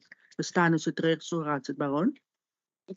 Chair, if I may, if I'm understanding Councillor Buddha correctly, and this was my concern as well, is that it was to be included in the report as recommendations by the entire committee because it was proposed by myself, seconded by Councillor Gwaza and accepted unanimously. If I'm understanding Councillor Buddha correctly, that was my concern as well, that it's now included in the report only in the minutes, but not as recommendations. Is that what you're asking? Okay, thank you. MM? Can I just say, Speaker, before MM? Yes, Is that Councillor Gous asked from her side as ACDP that the ACDP is the party that have a concern. Okay. And she wanted to be recorded as ACDP. That's why we put it in like in the minutes. Okay. Thank you. Bevestig u dit so? Yes, Chairperson, the way forward now is that the administration will definitely look at it. Those 3 points as Councillor Gous has raised it here. That's why it's written in there in the report. So we will look at it, Chairperson, and see how we can address for the future. Last bite, Councillor Buddha. Thank you, Speaker. Speaker, now that is was my concern, our concern, because you see there in the minutes, it just appear ACDP councillor, and then there is no ANC councillor as he seconded there, and then as we know that he's playing an oversight in this term, but there in the minutes is not appearing as he seconded on the meeting. That was our concern. Thank you. Maybe there's a misunderstanding from Councillor Buddha. After the ACTP put in her concerns, then the impact meeting must then propose and second. So that's why Councillor Gous afterwards she proposed and Councillor Gwaza second. That is the difference. Baie dankie. Ek sag geen verdere vrae dan skuif ons aan. If I may, thank you. The ACDP would like to raise further concerns. I'd like it noted and minuted from the ACDP that the current focus on registering more people for indigence and discounts is not sustainable, Speaker. It really is a concern to me. The simple truth is residents cannot afford our service costs, and these must be addressed in two ways. One, the income must be increased, expenses must be cut, but the income must be increased not via unaffordable service costs. We need to look at the source of bad debt. Is bad debt increasing with new debtors, or is it solely due to the indigents who are not being subsidized? This doesn't seem true to me if I look at our water report later on in the agenda, Speaker. The contract with DECPAC has been mentioned, but then also, for example, Speaker, the Mossel Bay Municipality owns flats Seesig and Bergsig. Some of those flats have been transferred to the residents that are in it. They've got the transfer duty. Others, the majority of those flats are still in the name of the Mossel Bay Municipality, and we are not receiving any income from those flats. This is one of the contestations why I was so upset about the fact that I'm not allowed to just ask information and get information, specifically pertaining to these flats. For years, we've spent money on repairs and maintenance, and yet we haven't received income on them. These are the kind of things that we need to look at urgently to curb our expenses and increase our income. And then I've also asked that we look at frivolous costs. Marketing costs can be contained. Thank you, Speaker. Thank you very much, Councillor Gous. Your concerns raised is also recorded as such. Councillors, if there's no other inputs, we then move to item E272. In front of Council is the waste disposal agreement between the Premier and all the municipalities listed there. We have our recommendations in front of Council to consider. Points 1 to 6. Can I please have a proposal? Speaker, I propose. Elder Lady Reiters, do we have a seconder for Elder Lady Reiters? Yes, you have, Madam Speaker. I second it. Thank you, Councillor Poison. Is there any questions from anybody? See the light of Councillor Gous, may proceed. Thank you, Speaker. Not a question per se, just an observation that these costs have increased considerably because of delays. And I'm wondering, like, for example, Knysna Municipality that has not yet completed their Section 33 process are causing a delay in the awarding and the continuance of this, the construction of the site. Are they going to be penalized in any kind of a way? Because the costs are now escalating literally monthly as the wars increase and now access to fuel and all the factors that were mentioned in this report that have increased the costs. I'm also happy to notice that we'll go through another Section 33 process, but I hope that it's going to be expedited. Thank you, Councillor Gous. Council must also note point 6. that we also have our representation there, or our delegation to represent the interest of this municipality. So I'm also happy, but council, of course, need to approve. Executive Mayor. Speaker, thank you. Yeah, we share the concerns, Councillor Gous. Not only the delays, we are concerned about the partners and will they be able in future to contribute. So we are very concerned. We've discussed this amongst the municipalities on the district coordinating forum. I've engaged with the minister. Once again, as you've seen in previous items, we tried to include Western Cape government as a partner. They were unwilling, and we've asked for a meeting that will be next Friday with the minister, with the other mayors as well. Some of the other mayors also are very concerned. The costs also spiraling out of control, and it's just getting more and more unaffordable. So we are very worried about this, to be quite honest. And yeah, we need to move urgently. So, but we definitely share the concern, and I'm glad that everybody in here are on the same page with that. Thank you, Executive Mayor. Nobody's against the item. Everybody's comfortable.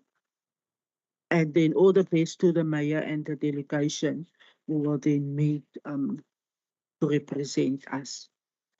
Item E274. Monthly report with regard to supply chain management for August. That, oh, did I skip? Thank you, councillors. Thank you very much. Oh, yeah. Item E273, writing off the irrecoverable debts for the period as at October 2023. We have the recommendation in front of council, and there's the total amounts listed for council to take a decision. Can I have a proposal, please? Thank you, Madam Speaker. I do propose the item. Thank you, councillor. Do we have a seconder for councillor Anton? Thank you, Madam Speaker. I will second the item. Thank you, councillor Annie. Is there any questions? I see the lights of councillor Buddha and councillor Gous in that order. Thank you. Thank you, Speaker. Speaker, support the item. Then as long the CFO is going just to send us an email regarding you see those figures there again so that you can understand exactly. You can't be against the indigent and the cancellation of the helping the people outside. So if you can give us just as we asked previously, those small numbers so that you can see exactly what is the breakdown. Yeah, you see the small numbers next to is 33 and so on. Yeah. Yeah, those ones. Those ones. Thank you very much. Oh, okay, thank you. Mr. Scholes is taking note. That's in a request for future reference. Councillor Gous? Thank you, Speaker. The ACDP abstains on the item.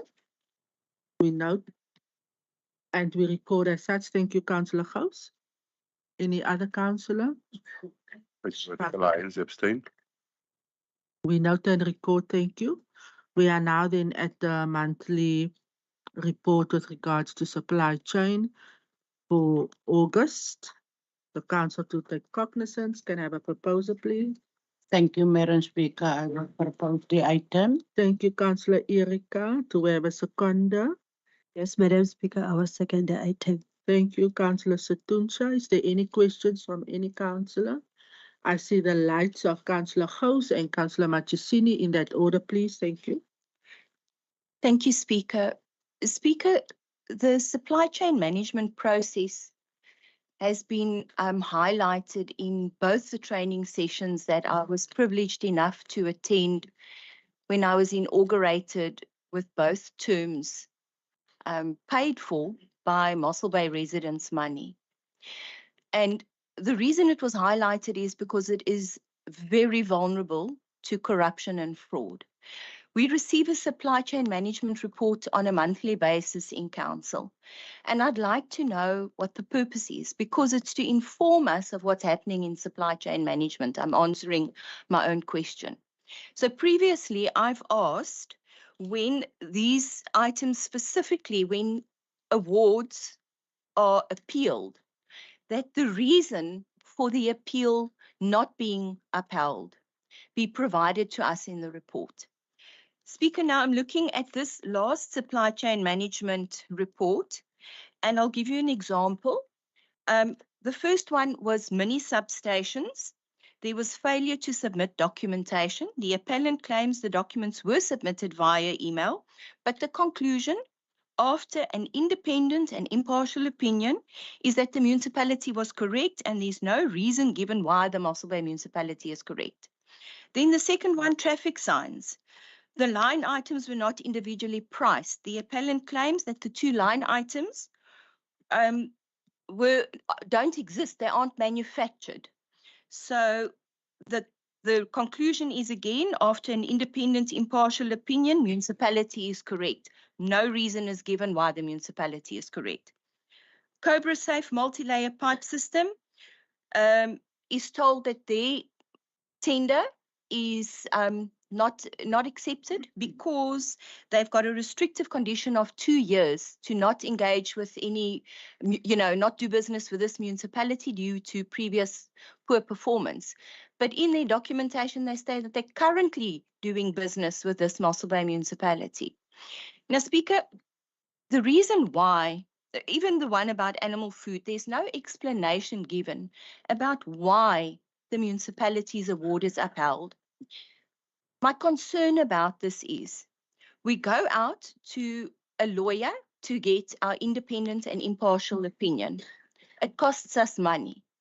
Now, we've recently, in 2022, February 2022, there was an appeal that appeared in this report for the contract for life-saving services. I was specifically shut down on this contract and told that I will be perceived to be interfering in administration because I'm asking questions about a contract that has already been awarded and is now being cancelled. My concern initially, Speaker, was about the fact that we might not have lifesavers, but the manner in which I've been shut down and stonewalled with answers regarding this has really raised a concern. And so I've done some further investigation on the matter. This contract, Speaker, also went out on the appeal. It went out for an independent and impartial opinion, and the opinion was no, the appeal is not upheld. Those persons, the NSRI to be particular, then contacted Minister Bradell. Our mayor stated in my motion of exigency that this contract is problematic. This was informed by the Minister Bradell after he'd asked for a forensic investigation by his provincial treasury. The next thing I see, NSRI has advertised for this position, for lifesavers for December, on their Facebook page. 10th of October, they're advertising for lifesavers. 18th of October, this municipality only puts out a tender in the Mossel Bay Advertiser. I am deeply concerned about this. And I'm mostly concerned about the fact that when it comes to supply chain management contracts, which are potentially an area where we can be, where we are vulnerable, Speaker, that I as a councillor am not afforded answers. Thank you, Councillor. And Speaker, if I may, I'd like to call for an investigation, a full investigation. I am going to report this to the Auditor General because I've been left no other choice. And I'm going to go to the media with it because I've been left no other choice. But I'd like it noted and minuted, Speaker. Thank you. Noted and recorded as such. Thank you, Councillor Gous. Councillor Machishinu. Thank you, Madam Speaker. Most of the things Councillor Mossel already said it. But the one that concerned ANC of is these big companies that they give a contract to them. The supply chain management, they follow up them according to the law of say that if a big company, they take a work here in the municipality, that 30% must go to SMME. Is they follow that? If they follow it, why they don't give us a report about those companies that they employed? Like, for example, what you call it, that company is working on the road now. Hendra is working. how many SMEs that are there? Why the supply chain management they will not come with that report that so many companies are there of that 30% for that 30% to give us that information to be able to know that this company is developing other companies, those small companies is our concern there.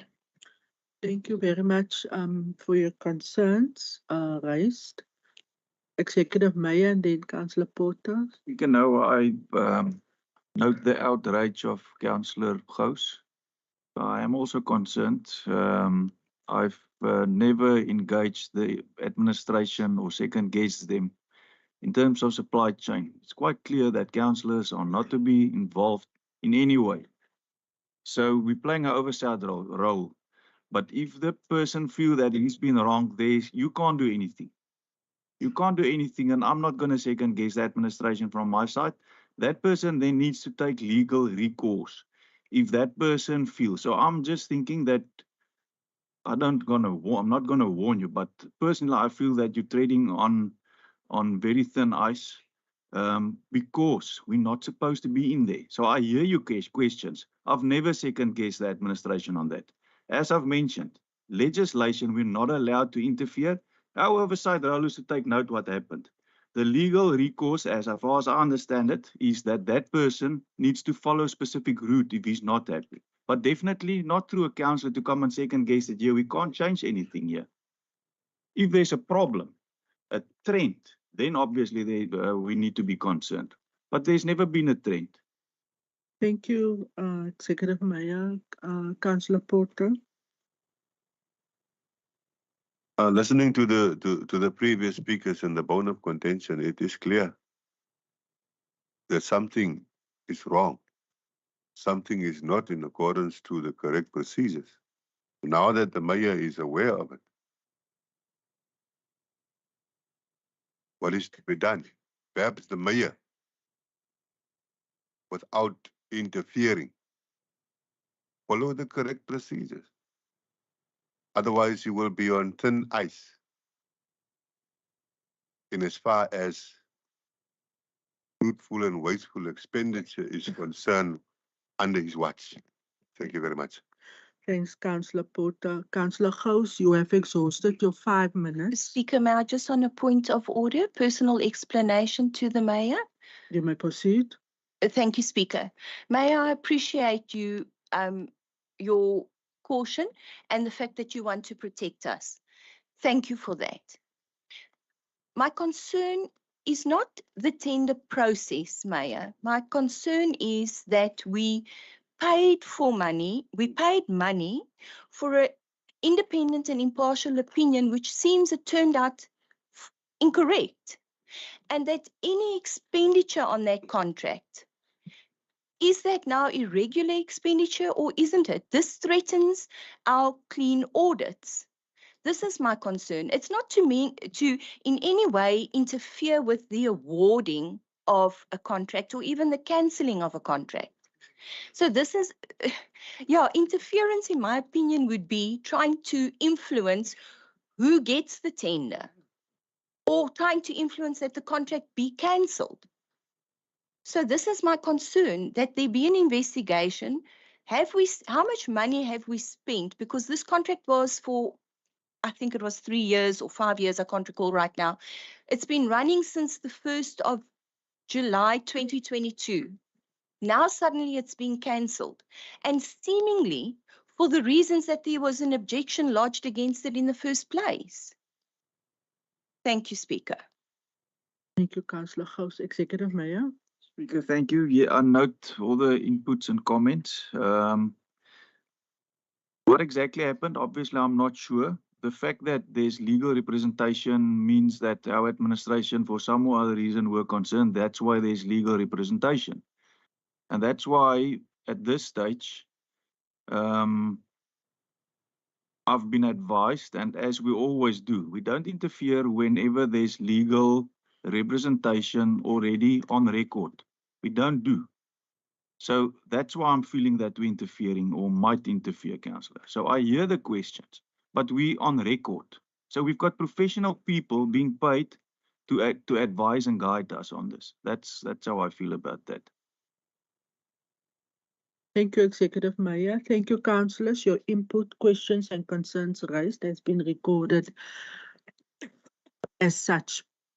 We move to our next item, which is also a supply chain management report for deviations approved in front of council to take cognizance. We have the recommendation. Can I please have a proposer? Thank you, Speaker. I propose. Thank you, Councillor Wellman. Do we have a seconder? Thank you, Madam Speaker. I second the item. Thank you, Councillor Annie. Is there any questions on this report? See the light of Councillor Gous and Councillor Gwaza in that order. Thank you. Thank you, Speaker. My only question is regarding the hire of a water truck for 78,400 Rand. Can I assume we do have our own water trucks, but we were short for some reason. If I can just have an explanation as to why we needed to hire the water truck. Councillor Gwaza, thank you. Thank you, Madam Speaker. In this, we always in the division having a number of deviations in each month. That means it's a poor planning because in each financial year, the directors, they get a plan for the year. But every month we're having deviations, and it's a lot of money that is been spent on the deviations. Like in this month, we have 6.2 million of deviation that that has been deviated. And if we look like we've got Power Town and that we spoke about, it was raised Power Town. They are still using system bucket in Power Town, but every month we're having a deviation and they have not been attended. Thank you very much for raising that concerns of you, Councillor Gwaza. It is noted and recorded. Question of explanation from Councillor Gous.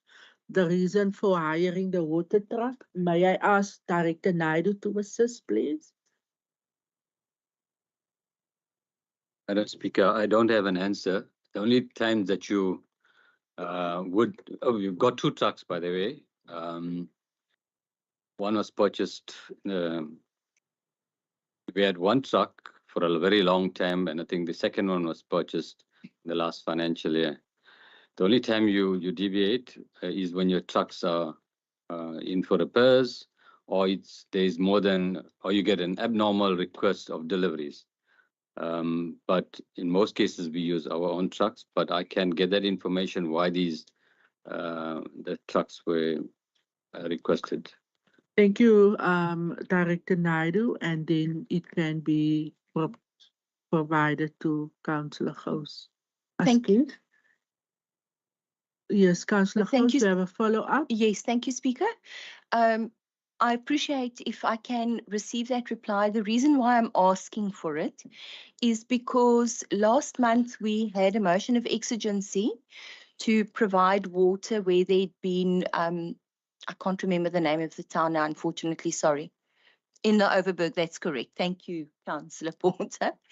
And I'm just wondering if we were short of a fire truck and then had to rent one because we had sent one to the Overberg. Thank you. Thank you, Director Naidu, for commitment to provide the answer to Councillor Gous. We are on item E276, updated quarterly report for the expenditure section for the period ending the 30th of June 2023 for Council to take cognizance of. Can I please have a proposer? Thank you, Madam Speaker. I do propose the item. Thank you, Councillor Anton. Do we have a seconder? Madam Speaker, I second. Thank you, Councillor Kutsia. Is there any questions from anybody on, on this report? None. Thank you very much. We then on item E277, the alienation of Earth 14095. Mossel Bay, situated on the corner of Horizon Street and 11th Avenue, Hyderabad, by the St. Place Lions Club. Can I please have a proposer in terms of the recommendations listed 1 to 15? Thank you, Honorable Speaker. I would like to propose item E277 of October 23 for acceptance. Thank you very much, Executive Deputy Mayor. Do we have a seconder, please? Thank you, Madam Speaker. I do second the item. Thank you, Councillor Delamay. Any questions of clarity? I see the lights of Councillor Gous and Councillor Mkuntu. In that order, thank you. Thank you, Speaker. Speaker, can I just say that this is typically an example of what's happening now. I raised a question regarding this that will help me make a decision on whether I'm going to support this item or not. With previous queries since 2018, I submit my queries via email. I include the chairperson, I include the director, and that has worked perfectly. There hasn't been an issue with that. Now, yesterday or the day before, a question that I've asked where the portfolio chairperson has been included in all the communication. I now get referred back and I get told, no, I have to send that email only to the political party's representative. And that political party representative will then come back to, query it with the administration. The administration will come back to that political party representative. And then that political party representative will decide what information I get. It's frustrating. And Speaker, you know what? It surprises me because I don't see our administration as lacking in integrity. And this to me smacks of a lack of transparency, and it smacks of gatekeeping by a political party. So now I'm sitting here in council this morning and I don't have the answer, even though I asked. So now I have to ask the question in council, which is unfair to the administration, because what is the chance that they are going to know the answer? I don't want to put them on the spot. I have a lot of respect for what they're doing, but this is the position I'm now in. So my question, Speaker. Councillor Gous, if I can just quickly respond. Yes. So in terms of Rule 69, point 2 does indicate in terms of submission of request for information through the MICO member, who is the portfolio chairperson, and then it outlines the process there. I can confirm that your questions, I am aware, I've seen it, has been responded to, and I'm not sure why you haven't received it yet. And I am not comfortable with having to hear that possibly there's perception in terms of integrity, in the integrity of officials.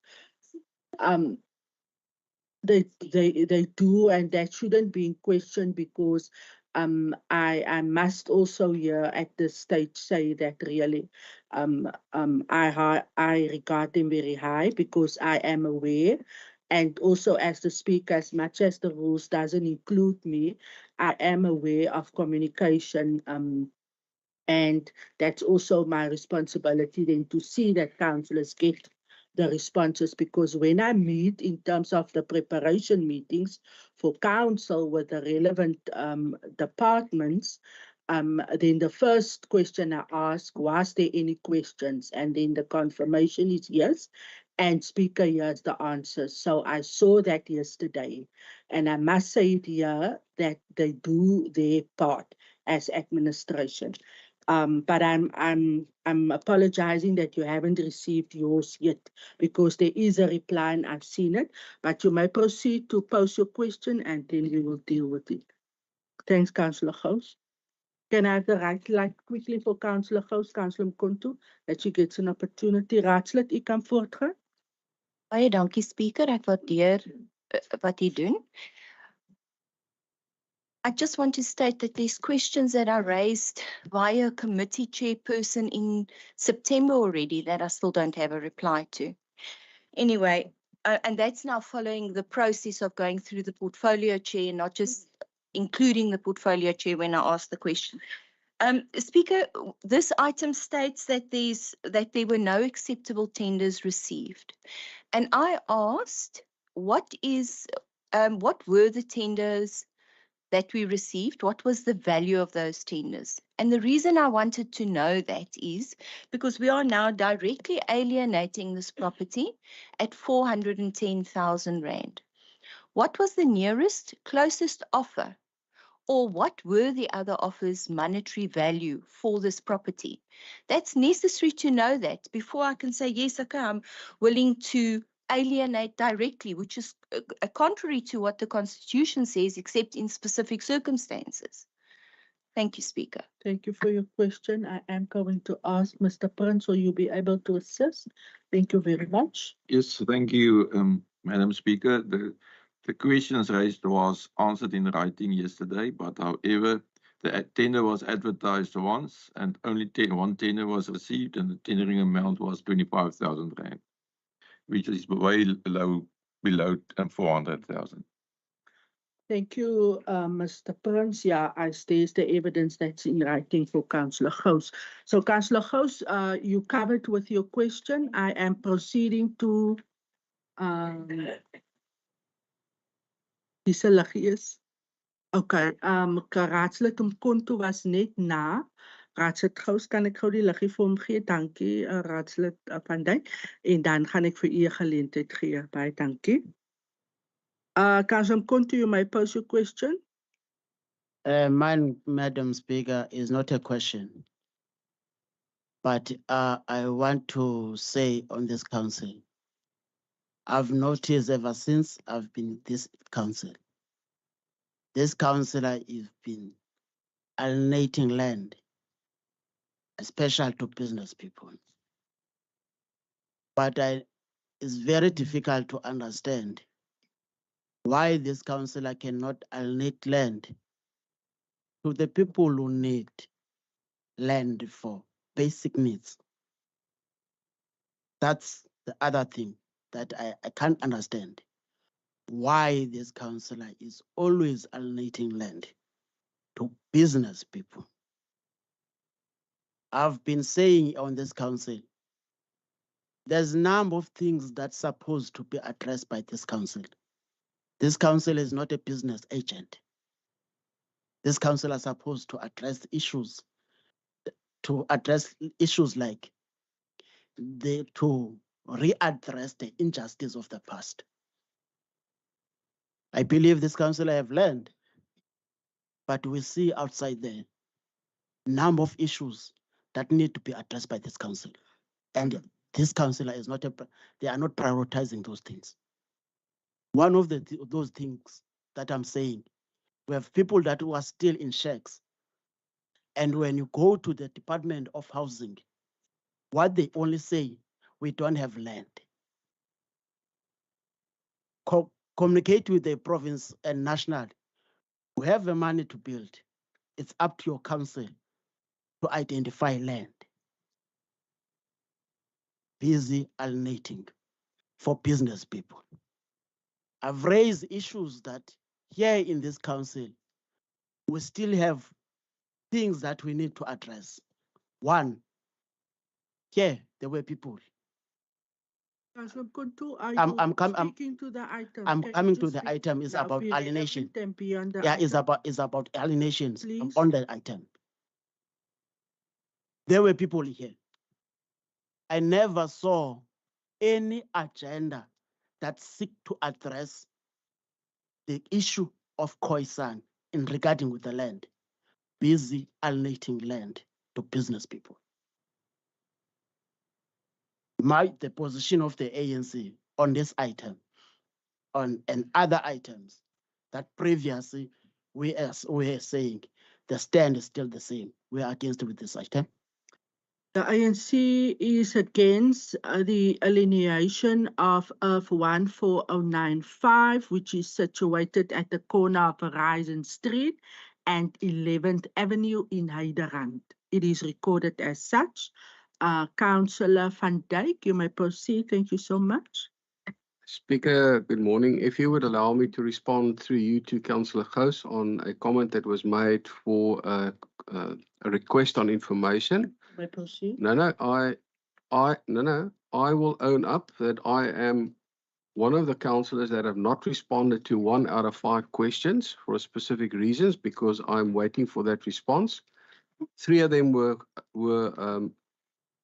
given in writing, and the 4th one was given in a committee meeting where I gave a response. So, Councillor Gous, I humbly apologise from my side that I have not provided the 5th answer. So I'm fairly comfortable to own up because I don't have the information at this point in time, and I will give it to you as soon as I have it. Thank you, Speaker. Thank you, Councillor van Dijk. Now that's leadership, and I like the way, the spirit in which you are doing it. We must understand that there's rules of order, Councillor Gous, and it includes the portfolio chairpersons. En verby dit kan ons nie kom nie, but the working relationship must be there, and we need to commend Councillor van Dijk as MMC this morning for showing what true leadership is. Can I get an indication? Is there anybody else who wish to comment on this item or wish to state their position? Councillor Gous, are you against? Not. Then we just have the ANC on record for being against on the alienation. Councillor Baron, can I call for the Freedom Front to state their position, or are you comfortable? We are comfortable. Thank you very much. Councillor Potter, Patriotic Alliance, abstain. Thank you very much. We then record as such. The item thus carries. We move to item E278. We have in front of council the application for closure of the alleyway. It is a portion of 2573 in Mossel Bay, situated adjacent to urban 2549, 2561, 12281, and 2336, and 2337. In Mossel Bay, it's in 6th Avenue. By Mr. P.J. Nell, Mr. D.J. Vermeulen, and Richel, Pty Ltd, Angelique House in the Bay, CCC, and Tomasto. So this is a request or an application to close the alleyway. Front of council is the recommendation for approval, points 1 to 12. Can I please have a proposer? Madam Speaker, as the ward councillor, I do support this item and I would like to propose it, as well as that the item will still go out to public participation and we will get the community's inputs on this request. Thank you very much. Thank you, ward councillor, confirming public participation and proposing for approval. Do we have a seconder for Councillor Kutsia, please? Yes, Madam Speaker, I'm in support of the proposal. Thank you, Executive Deputy Mayor. Is there any question from any councillor? Councillor Gous, you may proceed. Yes, Speaker, I'd like to ask, one of my questions was going to be, the statement is made in the item that residents approached a lawyer and the lawyer sent the letter to the municipality asking us to close that alleyway, and stated that the alleyway is no longer in use.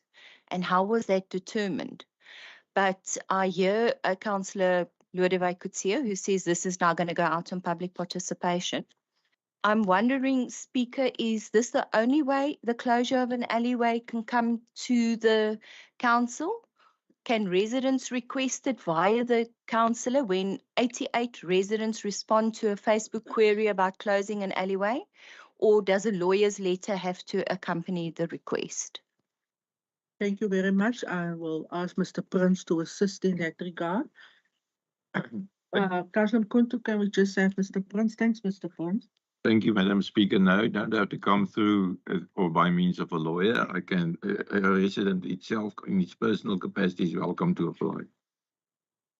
Thank you very much, Mr. Prince. To the point, you covered Councillor Gous. Thank you. Councillor Kuntu, you may proceed with your question. The ANC will wait a public participation process. I note and we record as such. Thank you to the ANC. Nobody is against the item. We then move.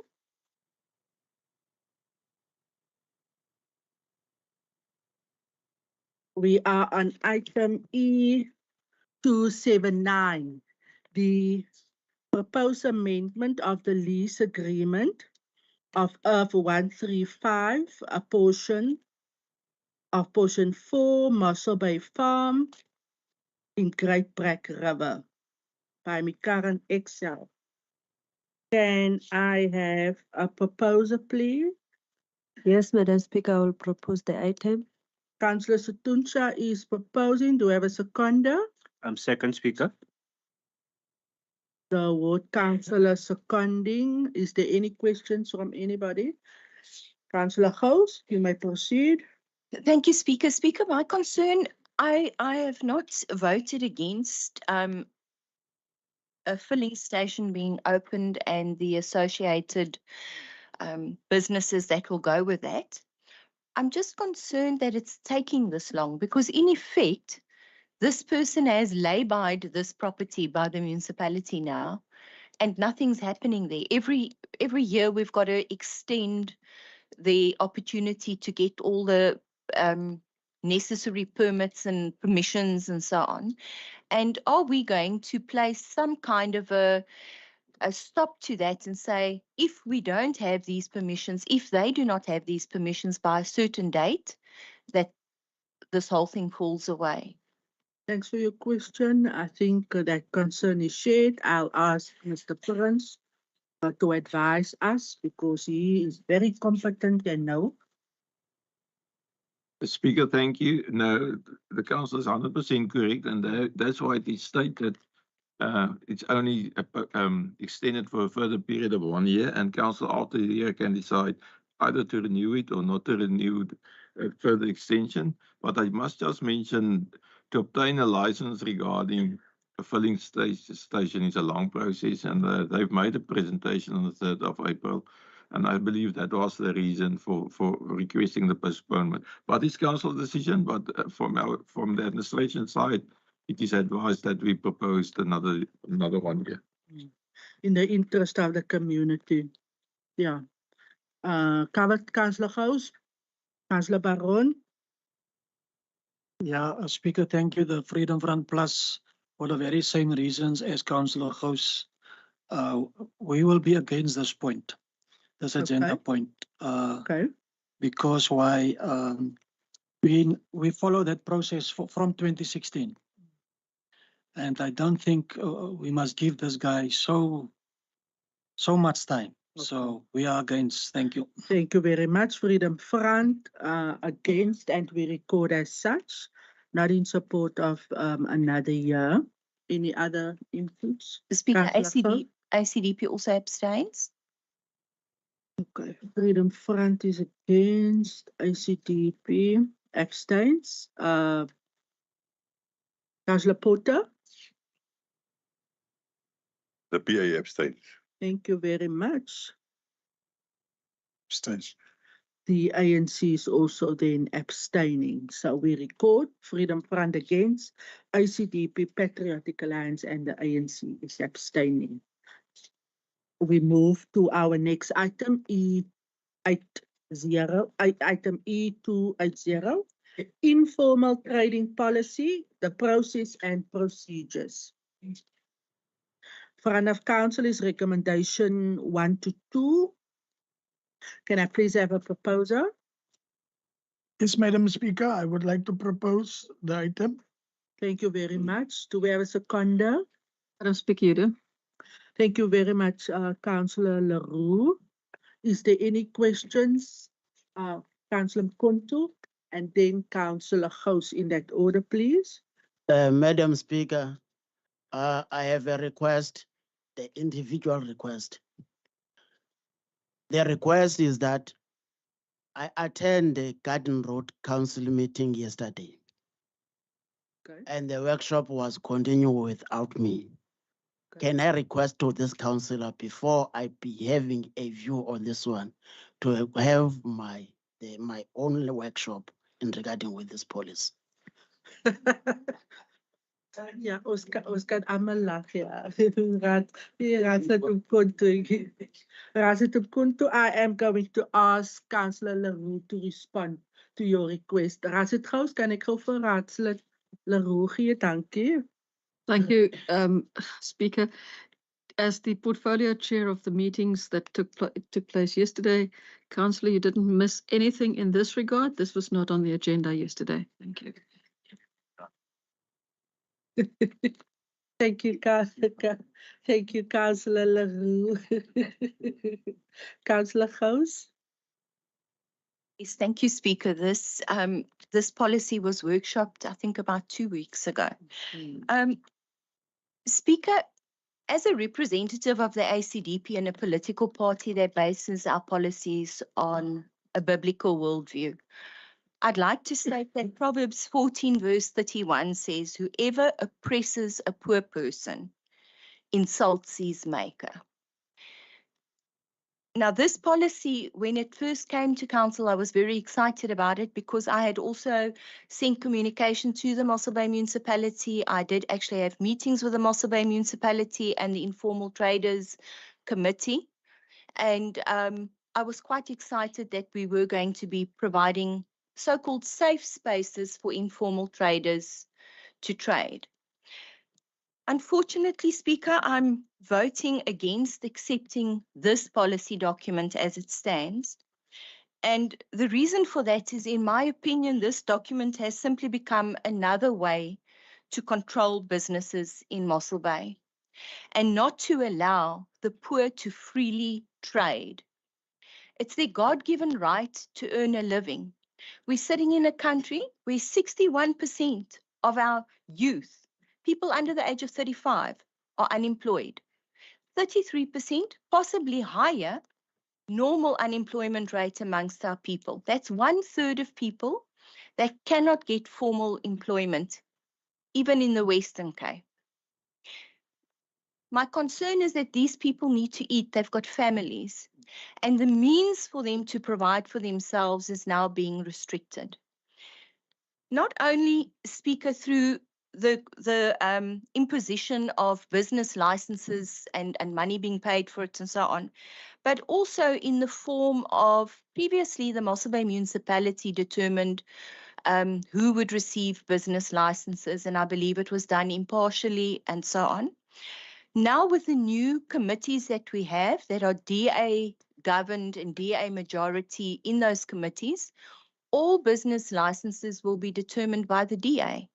The policy that we accepted in this, I never accepted it, but that was brought to this council last month for the events committee, stated that that events committee also has a right to determine and even to revoke licenses and change licenses, business licenses, and that they would simply instruct the municipality then on how to act. I think that's completely unacceptable. And for me, this entire policy, although I appreciate the hard work that's gone into it from the administrative side, I too often see that our municipality is actually curbing what I consider healthy competition in the business sector. For that reason, I can't accept this policy. Thank you, Speaker. Noted and recorded as such. Thank you, Councillor Gous. Councillor Porter, and then the Executive Mayor. Councillor Baron. Speaker, I'm tempted to listen to the man in red before I speak. Is it fine? Do you want to listen to the Mayor? Your Mayor. The Mayor. Your Mayor. The Mayor of this council. Your Mayor. The Mayor of this council. Then you can switch off your light, Councillor Porter, and I will give the red light in to the Executive Mayor. Thank you, Mayor. Speaker, thank you. I want to congratulate and thank the administration for this policy. There need to be rules that things can happen in an orderly way, but we should not overregulate. Since I have owned a business trading in the informal sector for many years, I've experienced that this council's policies are a lot more lenient than any of our neighboring towns. And I've taken that up with all those mayors at that time, various times. So thank you for our administration for applying their mind even more. And I speak out of personal experience. We can see the growth in various areas in terms of informal traders. if you just drive through the area. So I'm very proud of the growth that's taking place. I do think that we allow for various people to run businesses from their homes. We're allowing, like in various areas, there's determinations that assist businesses. And then, Speaker, I don't know where Councillor Gous got it that we are allowing business licenses, and I would like to please ask her to bring some of those examples, because I've seen that you also went into that with into the media with that statements, and I yet to see any business license coming past me, yet alone approve it. We don't deal with any business licenses. I know it's the name of the committee that we've established. There's not been one business license.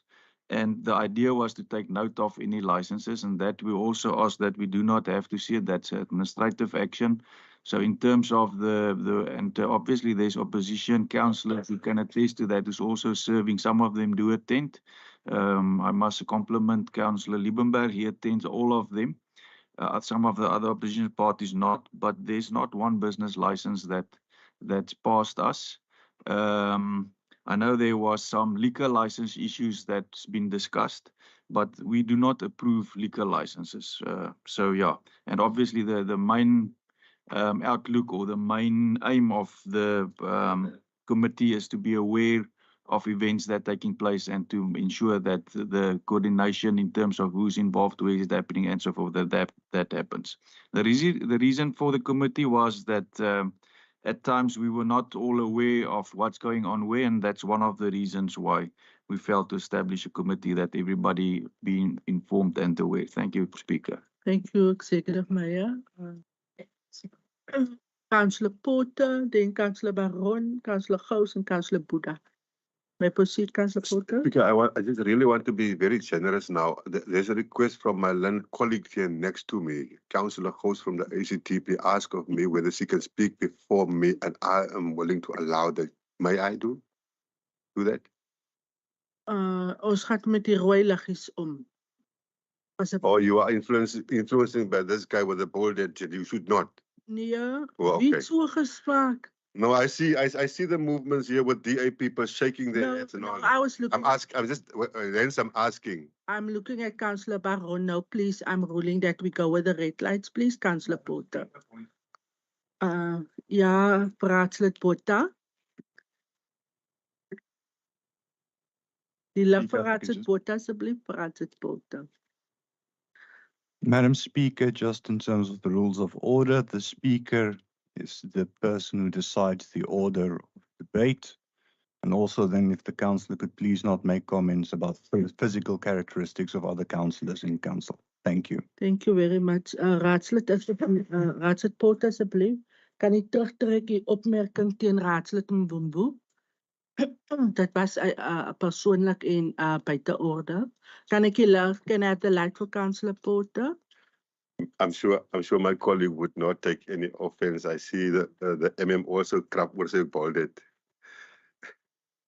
You may proceed, thanks, Councillor. It is in that light, MM, through you, Speaker, that I was referring to it. With no offense, I withdraw.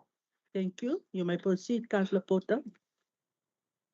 Indeed, I want to agree with the Mayor that this municipality and the policies are very lenient. Quite controversial statement by the Patriotic Alliance, isn't it? I want to agree with the Mayor that it is very lenient. It is so lenient that foreign nationals that are illegal in this country would have their shops where you, under his watch, the municipality failed to regularly, on a monthly basis, report on issues pertaining to business and the health and everything that goes with it. It's an inherent responsibility of the municipality, with the mayor, who every month call for a mayoral committee, where all these things needs to be prepared for a council as such. But you will not find the inherent responsibility being reported here. Now, foreign nationals, illegal for that matter. And I have first-hand information and records of it. Operates in this town. Still selling expired poison to infants. Grannies.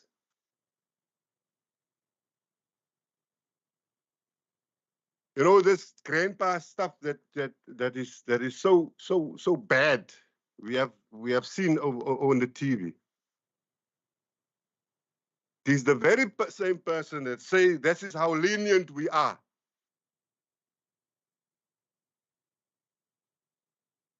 It is precisely because of that attitude. Then one is, before he's a councillor or a member of a party or a leader of a party, will take, you know, a form of humanity and moving. You are so lenient to these criminals that you fail to bring them to book, but rather the one that carries the interest of our people. I think I'm close to finishing my 30,000 rand fine that the DA imposed on me when I challenged the leniency. Point of order granted. Point of order, Councillor Porter. Thank you. Can I have the right light for Councillor Porter, please? Point of order. Thank you, Madam Speaker. I feel we're deviating from the relevance here. The informal trading policy is before council, not any councillor's previous or current disciplinary records. Thank you, Madam Speaker. Thank you, Councillor Porter. Councillor Porter, you may proceed and conclude on the item, please. Of the DA. Can I have the red light for Councillor Porter? Burgemeester, thank you. I need to reiterate the leniency of the DA to this bogus criminal trades in our town. These are the people that don't care what happens in their town. We see murders of our family members.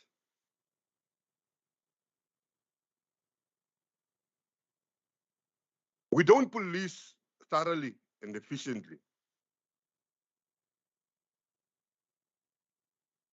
Away from illegal foreign nationals. It is the Patriotic Alliance's view today in this, and it must be minuted, that any rule that wants to stifle and or make it difficult for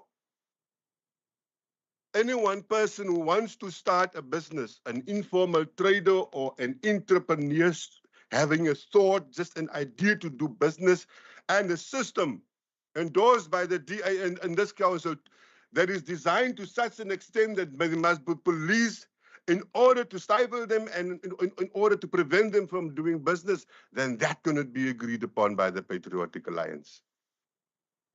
We must get to a time when we know that the atrocities of apartheid is still so deeply rooted that our people will remain slaves, of which we don't want to be anymore. We need that entitlement to start a business, small or very small. It is actually this municipality that has a desk, the local economic desk, to go to that people, train them, monitor them, evaluate them, and if needs be, give them funds or go source funds to assist them to do business without policing them and sucking blood.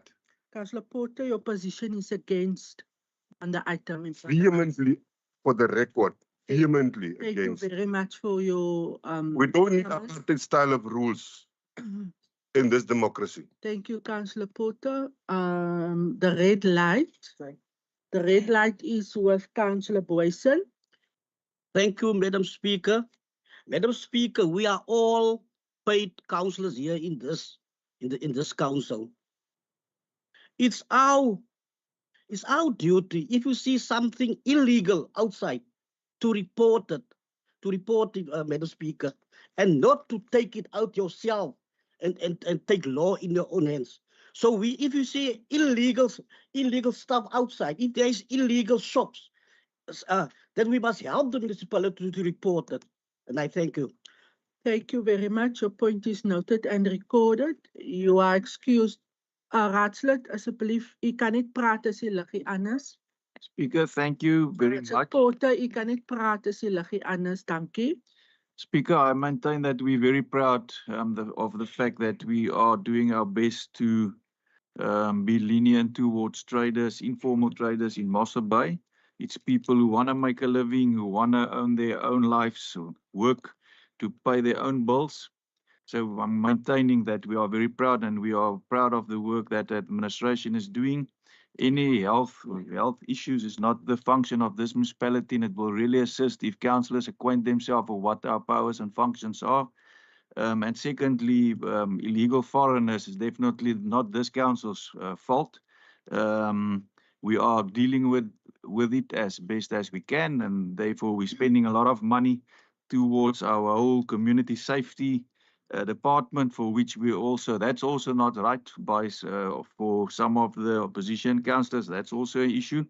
But that's one of the reasons why we're doing that, to assist the South African police services. But I also don't think the problem lies with them. I think we should take a few steps back and maybe start at the borders where the people just walk in. There's various challenges regarding this, but that cannot be the fault of our policy. Our policy provides for people, we're lenient towards entrepreneurs, and I'm going to maintain that we are proud of it, not try to make a political statement out of it.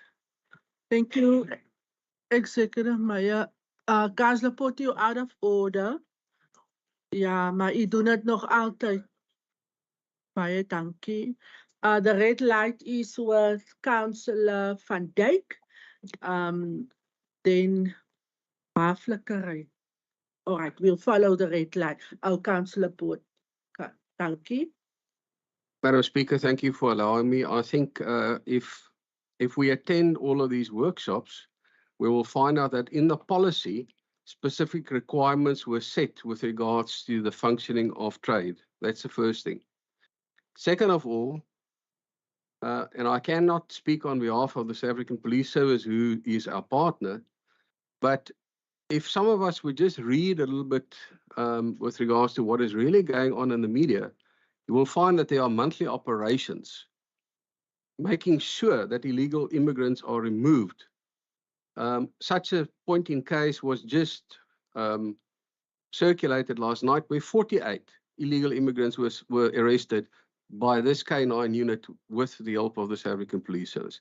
So I'm sure that the municipality is doing their part in making sure that we honor the commitment towards trade and fair trade. Thank you, Madam Speaker. Thank you, Chairperson, and that will also be then reflected in your report under the K9 unit.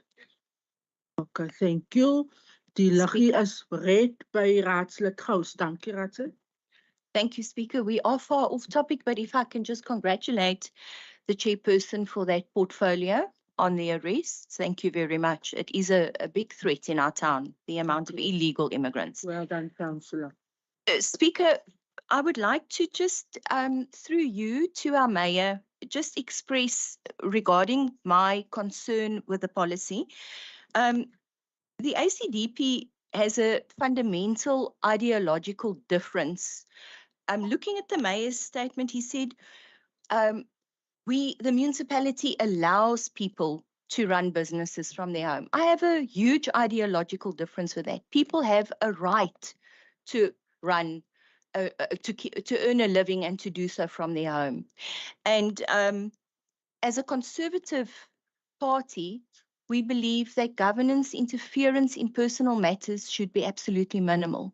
Then just quickly regarding the business licenses, I'd like to just refer the Mayor to the recommendations of that Section 79 committee. Points 8.1 and 8.2 and 8.3 that state that the committee will consider and approve the applications of all events and to set conditions. 8.2, the committee will consider and approve all new business and entertainment licenses and set their conditions.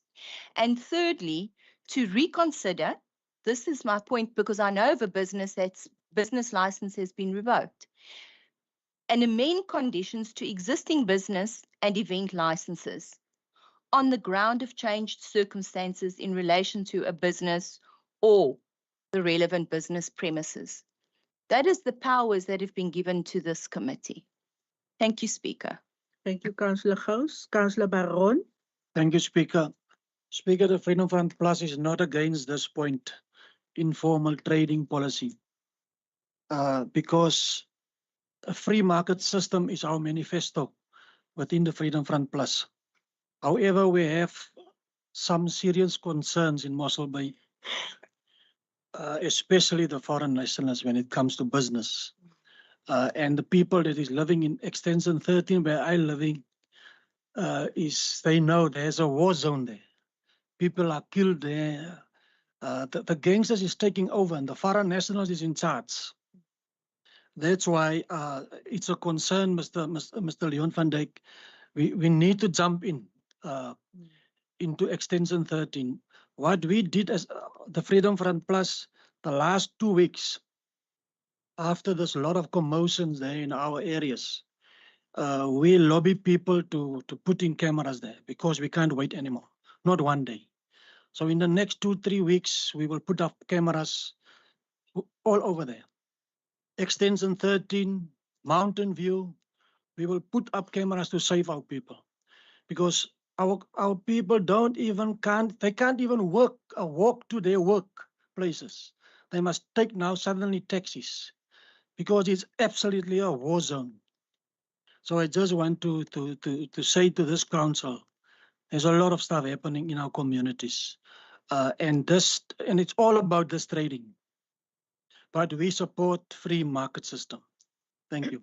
Thank you. And therefore, you're not against this item, merely highlighting your concern.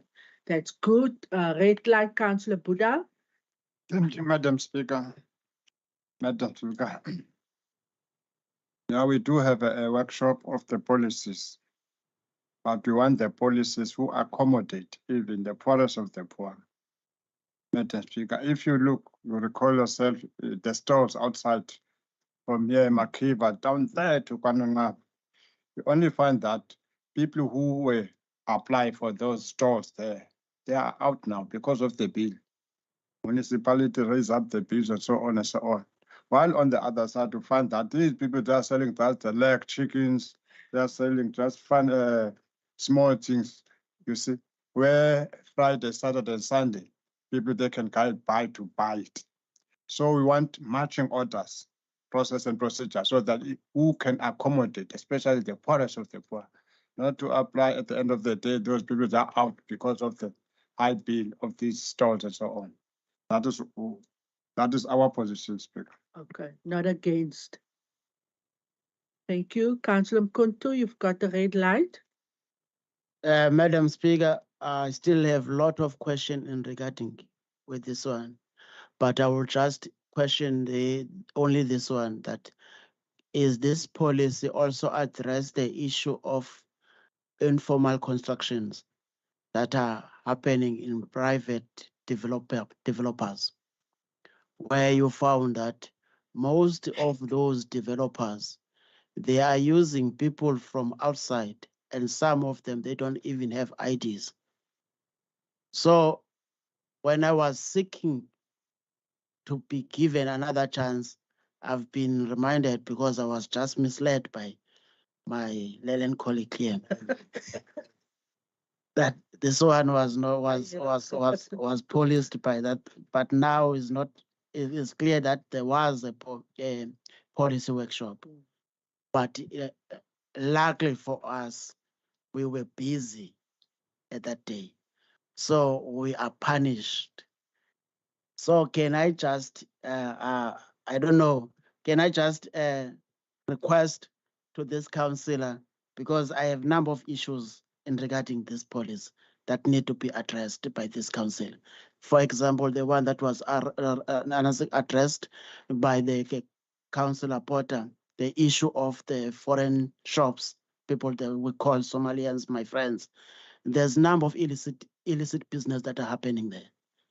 So we need to have a way of using the policies to address those issues, including the constructions. Because I've noticed in the constructions, there's number of trying to allow our people to fight each other. Because there's an area called Kiane. I coming to you, my councillor. There's an area we call Kiane in Asla. Is an informal settlement. We have a lot of people that are coming outside, and they are employed in this construction work. Where they are working, they don't have IDs, they don't have everything. And when we sell the land for these people that will develop, we are saying we're opening opportunities. Yet, the people that's supposed to get opportunities, they are not getting opportunities. So if I was, because I already see my chief whip already put a position, but can we someone address answer me? Is this policy also address the issue of constructions? The issue of K19, as you mentioned, councillor, K9, I mean K9. Can you please also, if you remember, I've asked when we came in with that, is also going to address the issue of drugs. Is those dogs will be able to get the drugs in those houses that we have drugs in our areas. So can you please also check that thing? And can you also use that K9 in Kiane? Thanks, Councillor Mkontu. Yeah, that dogs is sniffed a lot, but the chairperson can respond. I see that he's waiting his time. Councillor Porter, you had 5 minutes, which you have exhausted. En dan praat hy buite orde en so aan, maar u vra daarom verskoning, so ek gaan nou ook lenient wees. Nou vir u geleentheid gee om dan nou u laaste vraagie te stel. Mooi geleer om verskoning te vra. Speaker. Dit is hoe dit hoort. Dankie, Raadslid Porter. Okay, thank you, Speaker. It is my experience that there's a lot of, let me rephrase, there's a few businesses, colored businesses, that spoke to me, and it actually went out on Facebook of how the municipality is treating upcoming businesses. All right? Without getting into the detail, mine is to say, if Faisal Porter's business somewhere there is not compliant to a specific rule, is it in the interest of Faisal as an entrepreneur to be lawless, or is it in his interest to do profitable and successful business? Again, to that desk that I'm referring to earlier. I would want to see that where there's a business in the previously disadvantaged, we're not used to do business. We're trying to, and successfully trying to do business. If there's anything that is not in line with a particular rule or law, that desk of local economic development support must be of such that you identify, call Faisal to say, listen, there's a gray area. What is it that you need? Walk a path with that person or that business in order to ensure that business, it's not only white people business down the coastline that is bringing the economy to this town, as we hear often and read in the papers. Our people also have the right to do business. But we are not having the historical expertise in doing business we want to. So it should be in the interest of this municipality to assist to correct rather than to be punitive. Because what we have seen, I've seen it. Letters of this municipality that wants to shut down a business. That cannot happen, and it will not happen. And much as we said, we will go to the newspaper and we will bring the people again. And some other person told me if they talk like that, I talk violence. I'm not talking violence. It's a constitutional right to come and speak to the municipality in the way we do the last time in Messes. In closing, to my colleague, Councillor, there's going to be another Superman in the way he's operating now. He's the chairperson of He's not the Superman. That's so, yeah. I want to congratulate him if that is a fact. But to expect of me to read this morning while I'm looking at the agenda of what happened last night of 40 whatever people that has been, deported. And he's going for Superman. He definitely goes for Superman.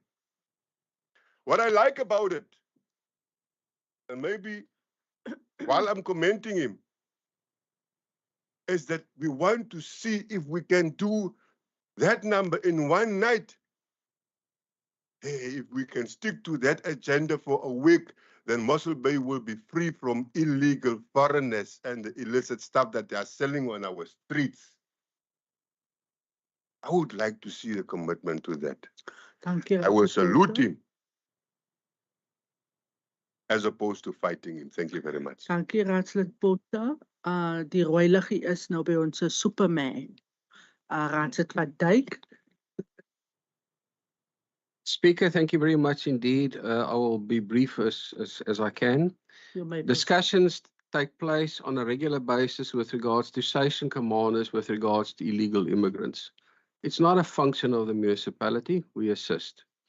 I've just had a discussion with Colonel Masakala yesterday, and so are the operational planning as from the 1st of November based around this as well. But it is not my responsibility or council's responsibility. We render assistance. So please note that as the first point.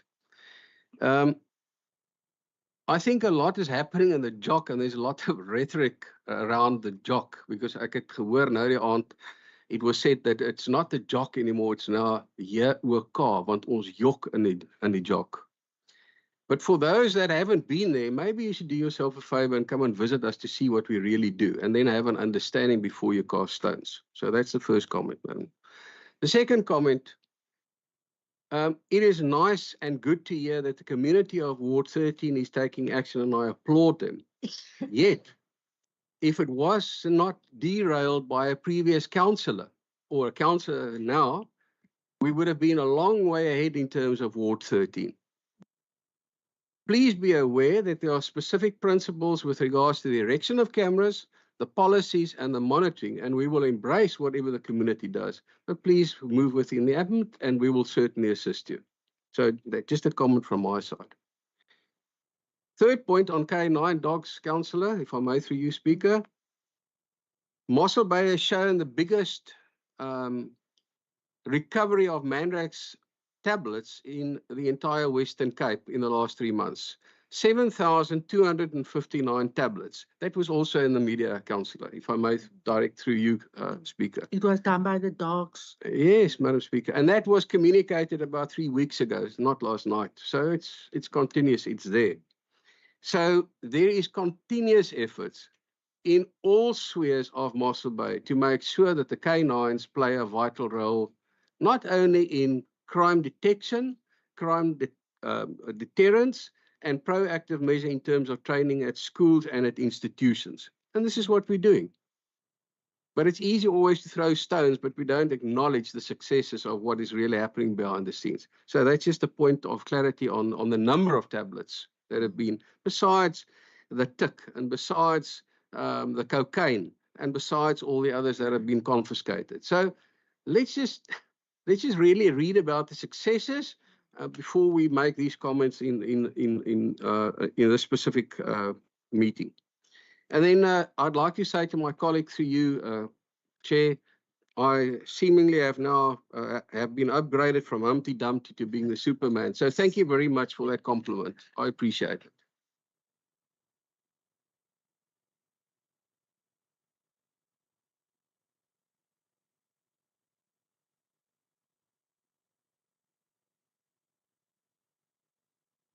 So let's take 5 minutes break. Yeah,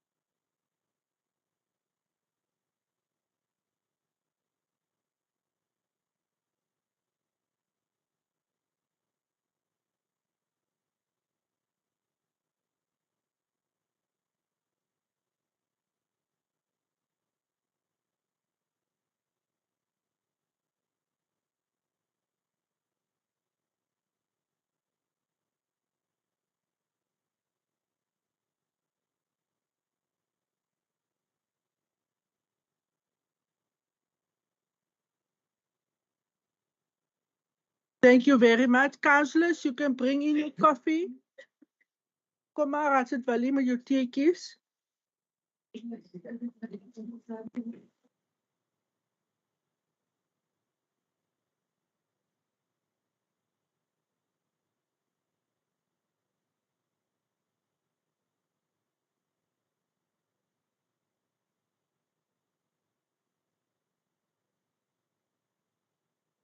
Chocolates is lekker, ja. Ek het ook een gehad.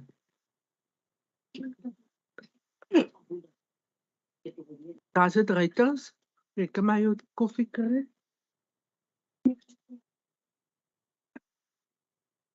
Wag net, die Councillor Gwaza is coming.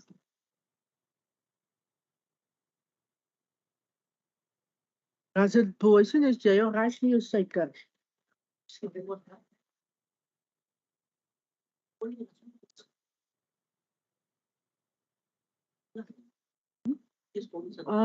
dan maar vir 'n foto. Thank you, Councillor Bavuma. You may sit with your coffee.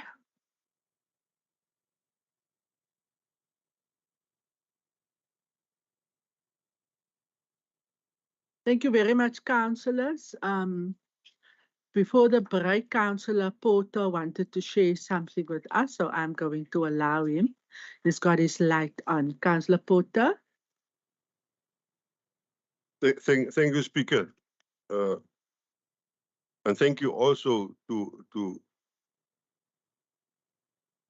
I almost want to go to Humpty Dumpty again, but Councillor Van Dijk for his last That input. word is forbidden, yeah. Yeah, it is forbidden. Yeah, in council chambers Yeah. also. And now that the Humpty Dumpty is we have at the same level on that, perhaps the charges can be withdrawn. Can we please stick to the item in front of us? All right. Speaker, on policing these informal traders, one would want to see. I want to cite a scenario quickly. If you look at the area of ShopRite and what is happening there now with informal traders, I would want to see that we appreciate that development happening there. But if we are going to take those informal traders away and put them at a place where we think they can do business, and it is actually hampering their successes, for argument's sake, put them on a piece of land where there's no food, then we're not doing justice. That should be considered. And we need to also, at the very same time, look at how other businesses, like in your beehives, are treated.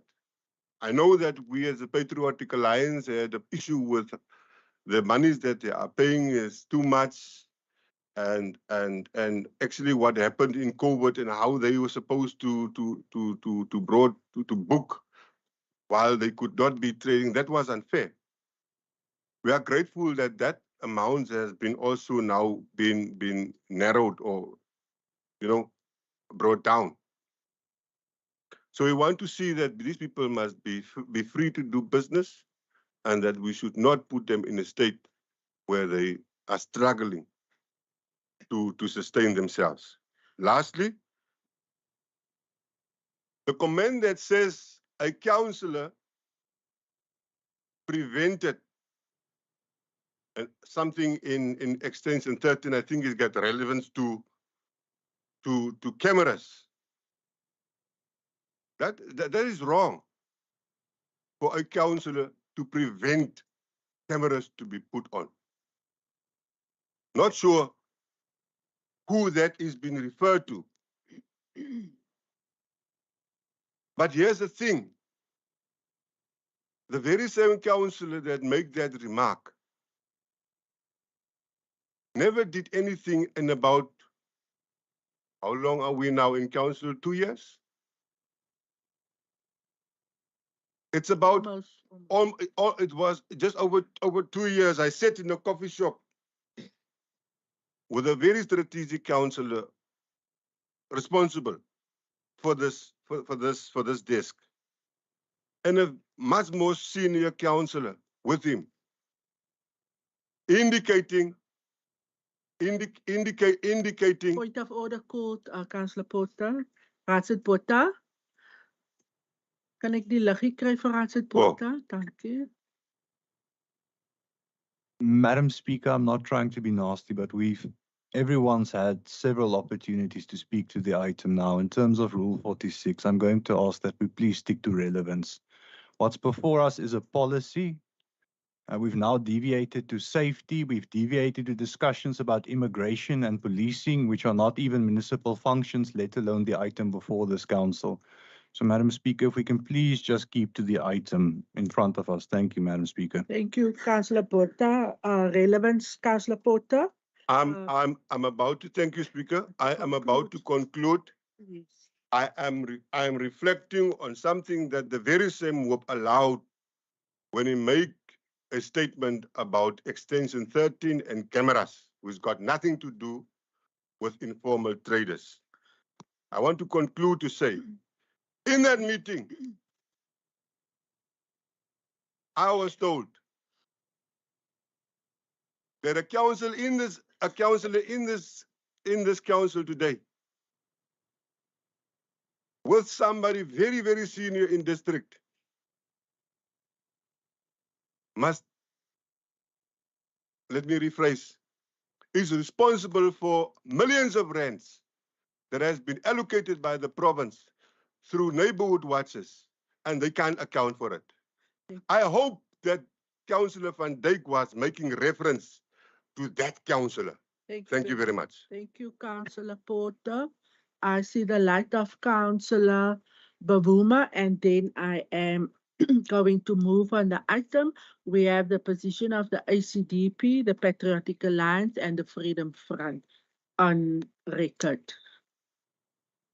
Thank you, Madam Speaker. I don't know if I'm out of order now, but I'm just want to reflect on the question of what Councillor Porter referred to, that foreign nationals and stuff. In the first place, this criminality element, Madam Speaker, is spread all over Mossel, and is not concentrated on one specific, whether it's the colors or white or whatever the case may be. I just want to stress that I'm not taking part in whichever way. But what I actually want to say is that there was a meeting last week, and some of the community leaders are sitting there who initiate this meeting to address that brutal murders and stuff. But I need to also inform and say that that specific meeting, it was really poorly attended. And the next meeting, there will be a next meeting. And to that meeting, they promised that all the relevant departments will be invited, like police, like all that relevant, so that we can pose the questions to them, so that they can give answers. I have all respect for whoever make comments and stuff.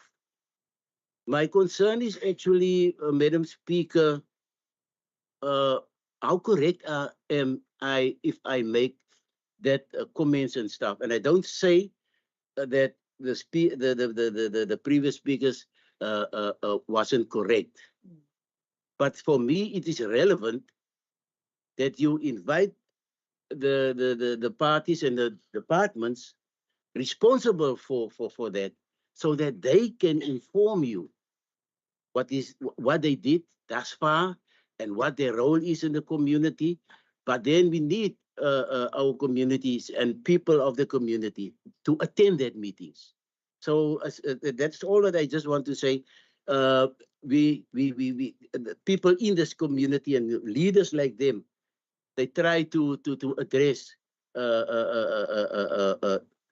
that murders and whatever is happening in Mossel Bay per se. So I just need to urge and ask the communities so that we can attend that meetings and that we can hear what is actually the point of view of all the departments in Mossel Bay. Thank you so much.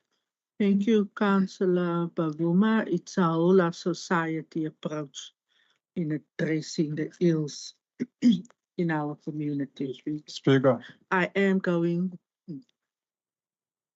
Last two speakers, Councillor Buddha and then Councillor Boyson. Speaker, thank you very much.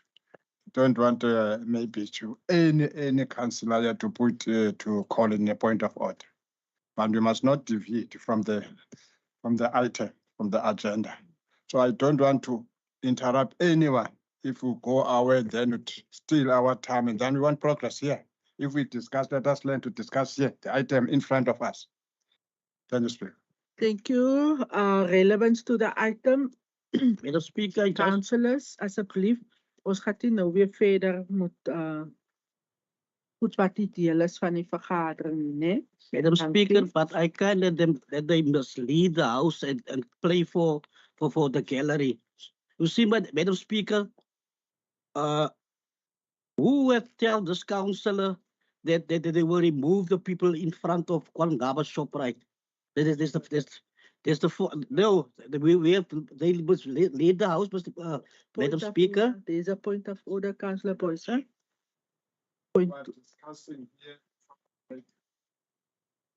and procedure. Let us take this.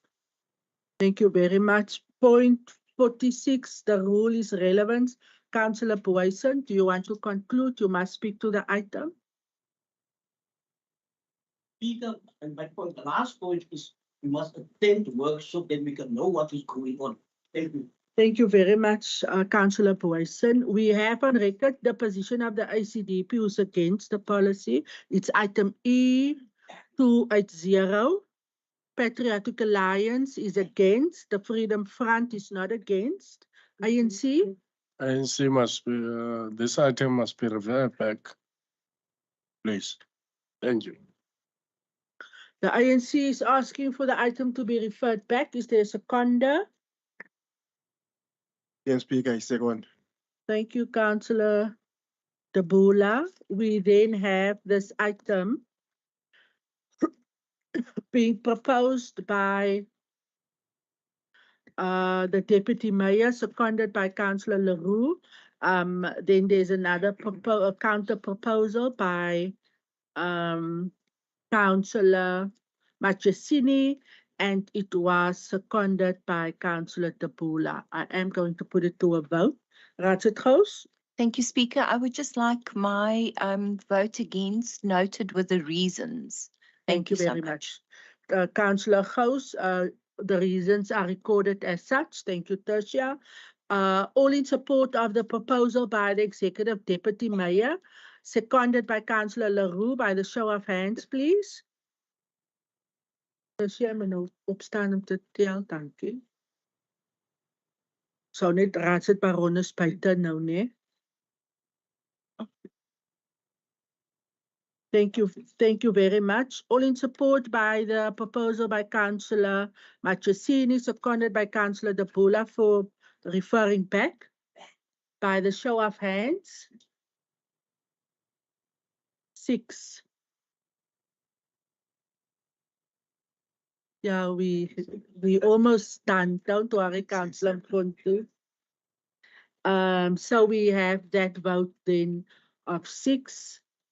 Against 18.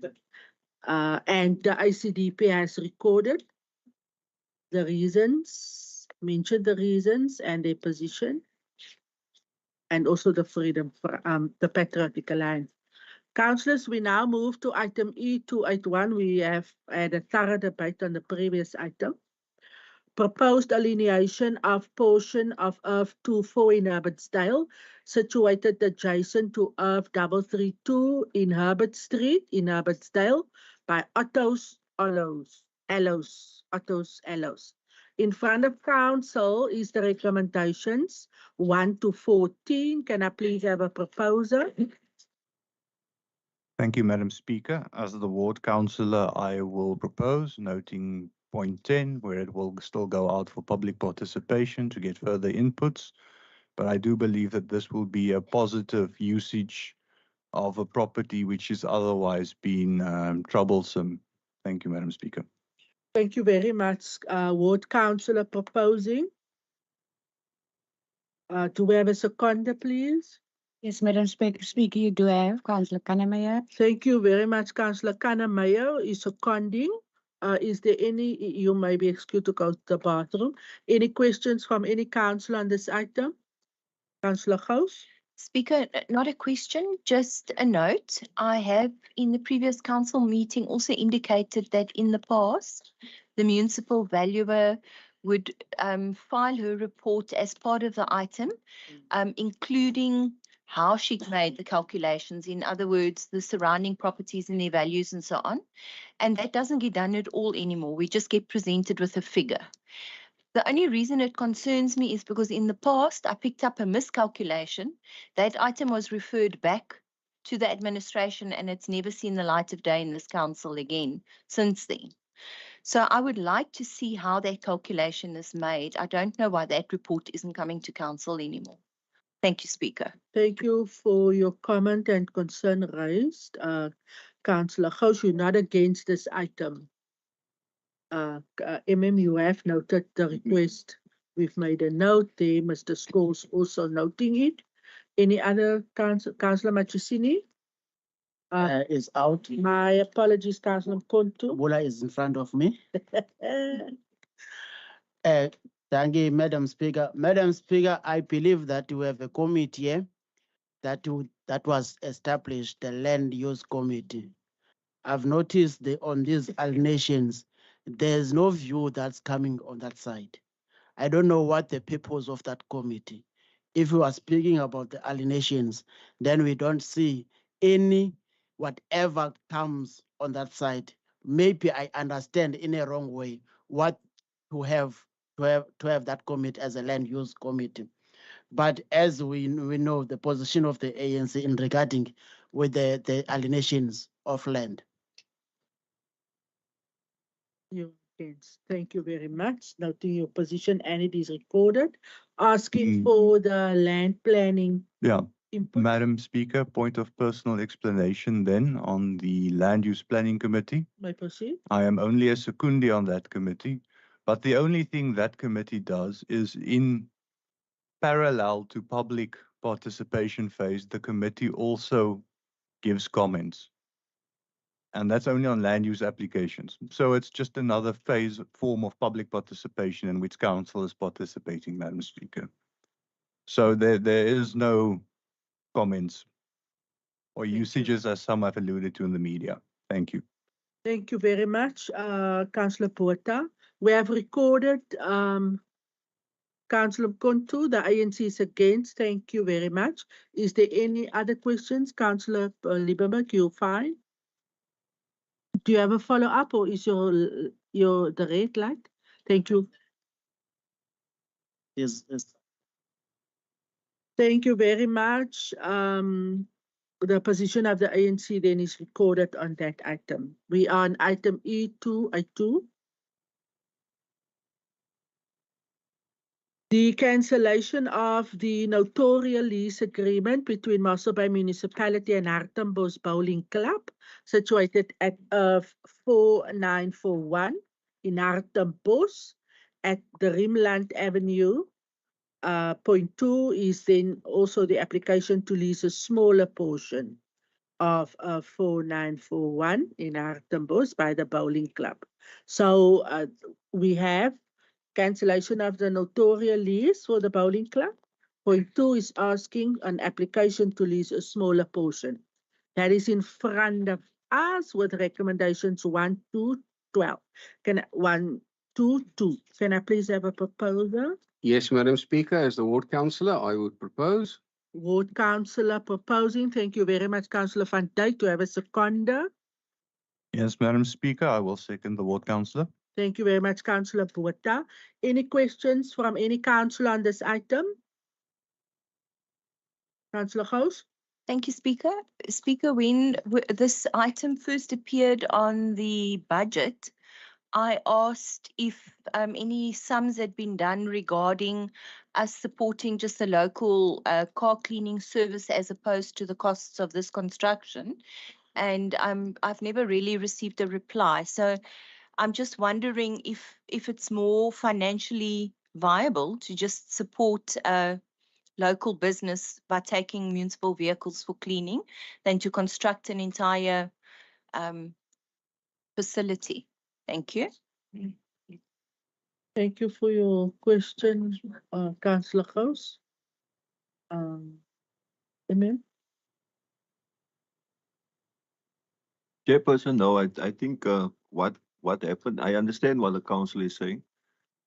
We might even look at it a different way, not taking our vehicles, rather put something else in place to clean our own vehicles internally, instead of taking it to a business outside to get it cleaned. We might look at that as an option as well. I think or maybe the MMC has more Councillor? Madam Chair, if you'll allow me, I think I know what Councillor Gous is referring to. There was a prospect of potentially erecting a shed with cleaning services for our own fleet of vehicles on the said premises. That has been changed. In the meantime, we will be allocating a different part of that land to be utilized. So we've given, not us, we've recommended that the bowling club, because it is expanding, utilize another section or a part of that section, but not the entire property as they wanted from the start. So, and that will be utilized for something else. So if that helps. Councillor Gous is covered. Thank you very much. Nobody is against the item. It does carry, so we then move to item E283, which is the annual water services audit report in front of council for the financial year 2022 and 2023. With the recommendation for council to take cognizance, can I please have a proposer? Thank you, Madam Speaker. I do propose the item. The portfolio chairperson is proposing. Do we have a seconder? A second, Speaker. Thank you very much, Councillor Claassen. Is there any questions from any councillor? See the light of Councillor Gous. Speaker, thank you. I do have questions, but I will submit them after the council meeting. I think I'd like to just first of all congratulate the directorate for their performance.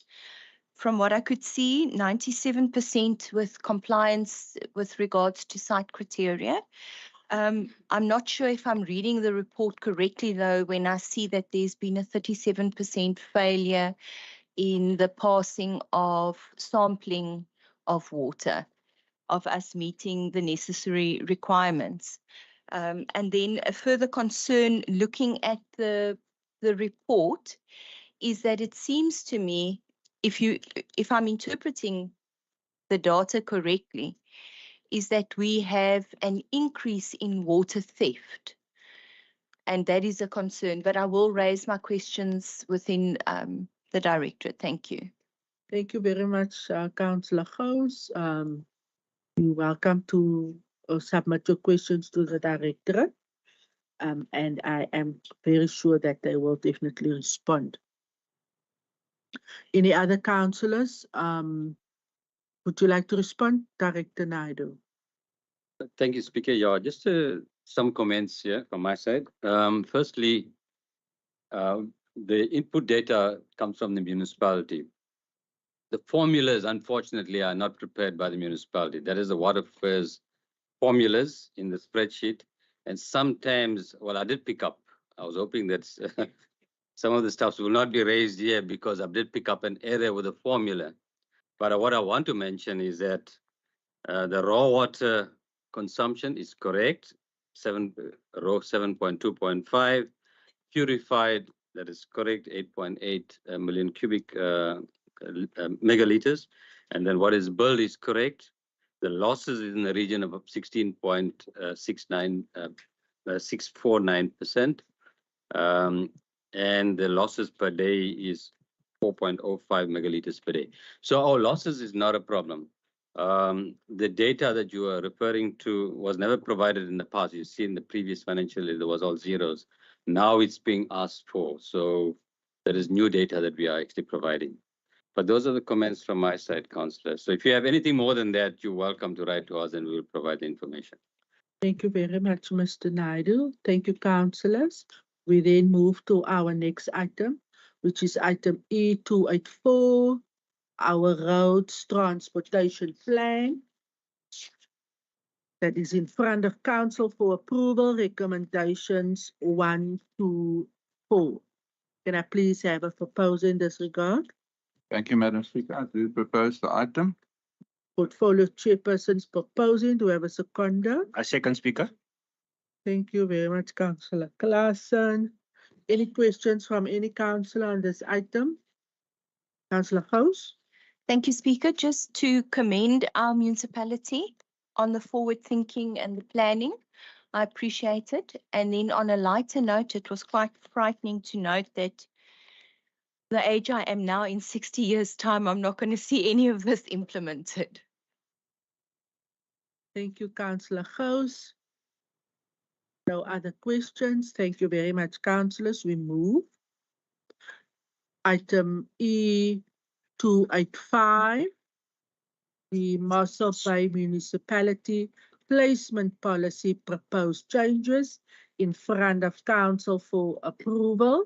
Can I please have a proposer? Madam Speaker, I would like to propose item 285. Thank you very much, Councillor Bavuma. Do we have a seconder? Madam Speaker, considering that this was workshop just yesterday, yes, I'll gladly. Thank you very much, Portfolio Chairperson. There was also a workshop held. Is there any questions from any councillor? Sorry, Madam Speaker, did you jump to E284, the road transportation plan? Yeah, we're almost done, Councillor Kwaza. Thank you very much. Don't worry, we're almost at the end. Nobody is against item E285. There was a policy workshop yesterday. Thank you very much. We are on item E286. The application for consent to implement further improvements. Sorry, I was just disturbed by this 285. I made a request on the wrong item. I supposed to made that request on this item. The item of your individual request. Yes. Okay, what's your individual request, Councillor Kontu? I thought you get it. The workshop. There was a workshop yesterday. Yes, I attended the council in the district. I believe you were supposed to share the diary. Yeah, and I've told the Speaker of the district municipality that we also have our schedule. Our meetings get approved at the end of the year, and the dates are set for council meetings. And then the workshop was scheduled by the department for yesterday. Unfortunately, it clashed. Can I get an indication of how many councillors attended the workshop yesterday? Thank you very much. Councillor Mkonto, unfortunately, your request won't be possible, but we, Councillor Mkonto can engage the director anytime, or the portfolio chairperson. Thank you, Councillor Mkonto. Madam Speaker, with the respect, can you also how many councillors did not attend?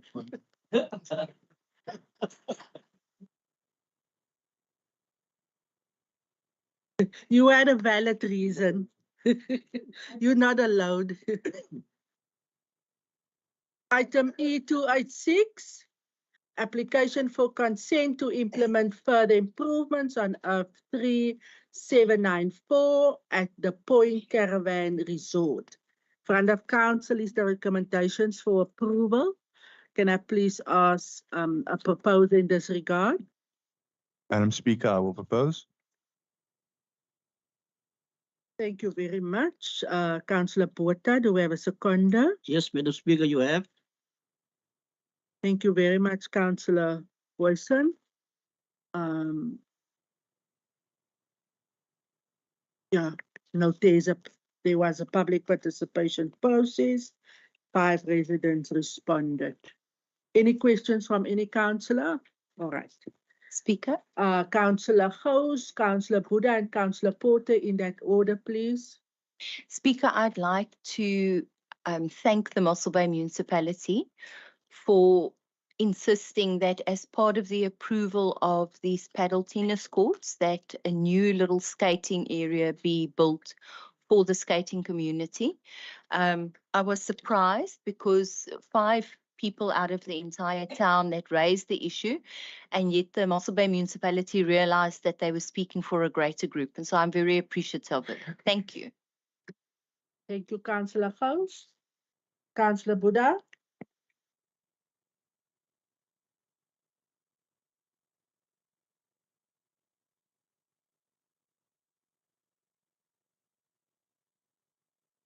Thank you very much.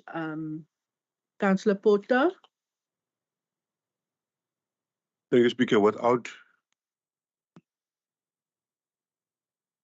deviating from the previous 2 speakers of the skateboarding and all that,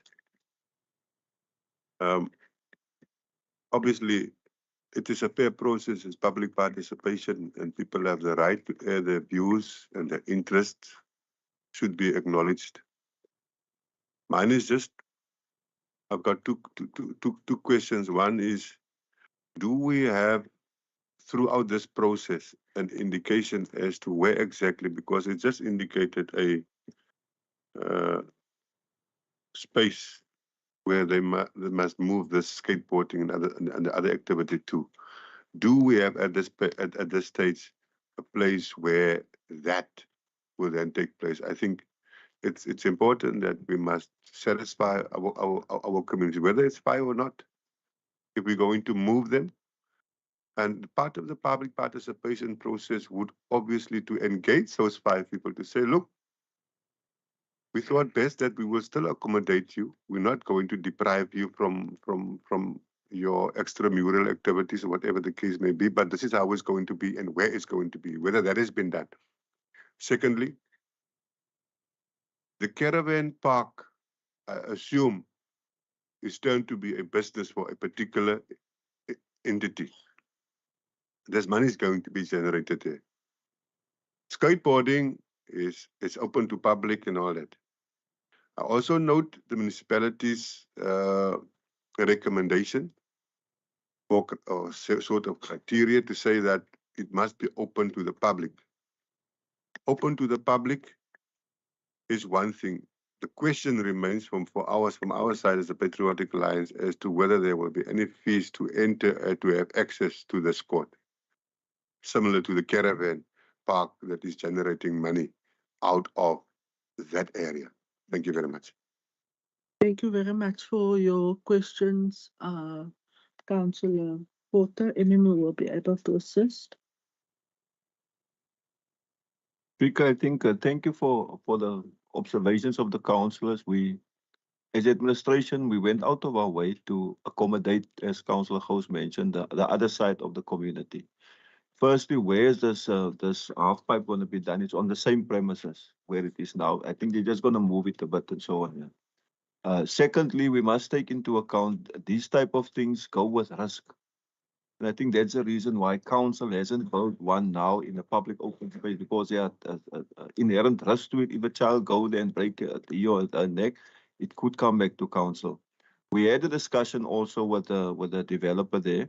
And Mr. I'm speaking under correction. I don't think they're going to ask toegangsfooi for the kids, right?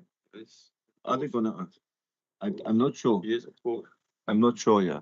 So, Chair, Speaker, I'm not sure if they're going to ask toegangsfooie, as Mr. Prince says. He thinks they are going to ask. Maybe he got more information than me then, but I'm not sure. I must be honest here. Yeah. Okay. Thank you very much. Would you like to add, Mr. Prince? Yes, just with regards to the second question, Speaker, there will definitely be entrance fees. It's a venture and he's a businessman and they will want to get his return on investment. The council resolution recommendation reads that it must be accessible to the general public and not only to resort clients or residents. In other words, it will be open to be used by the general public, but you will pay to make use of the facility. Thank you very much for that clarity. Follow-up, Councillor Porter. Then, of course, Speaker, thank you. You know, one would want to see the true reason behind things, man.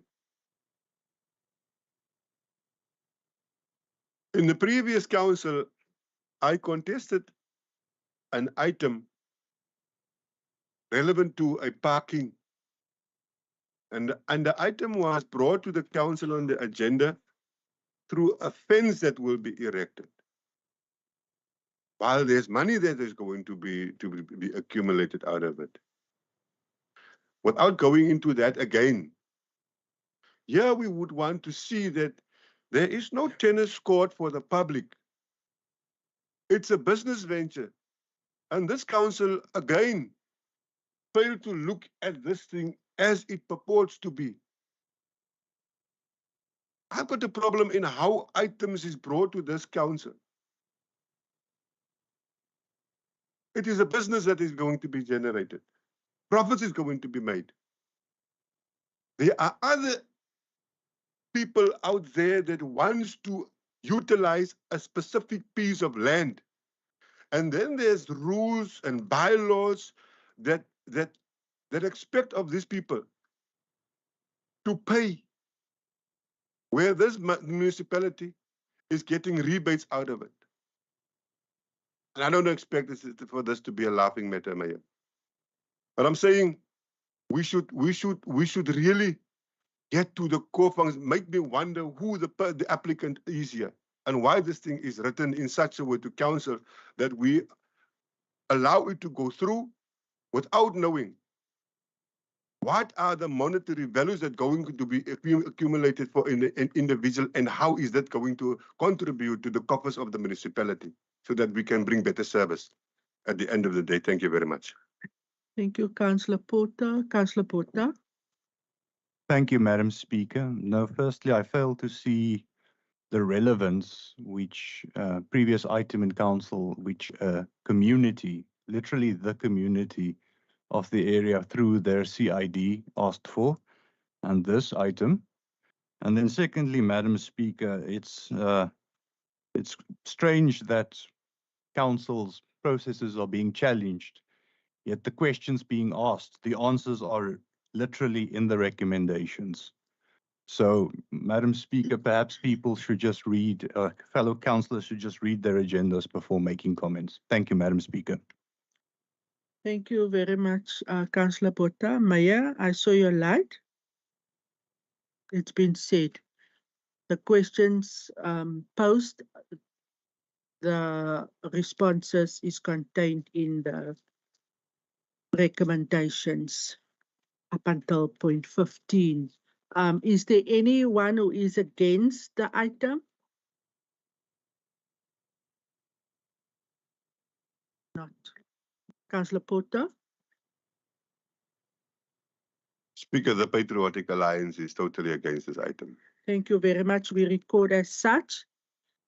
We now move to item 287, which is the scarce skills and retention policy, reporting on the impact of the scarce skills and retention policy in front of council, with a recommendation that council take cognizance of the impact of the scarce skills allowances paid to employees as on the 31st of May 2023. Can I please have a proposal?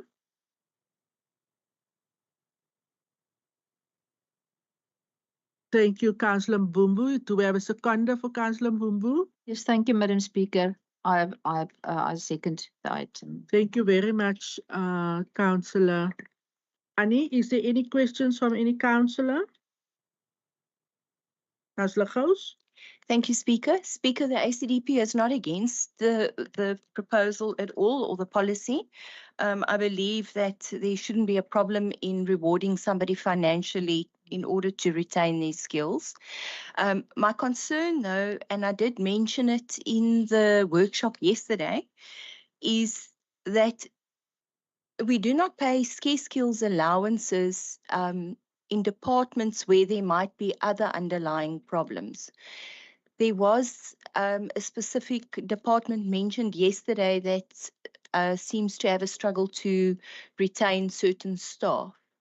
And I asked, are exit interviews done in that department where there's a high staff turnover?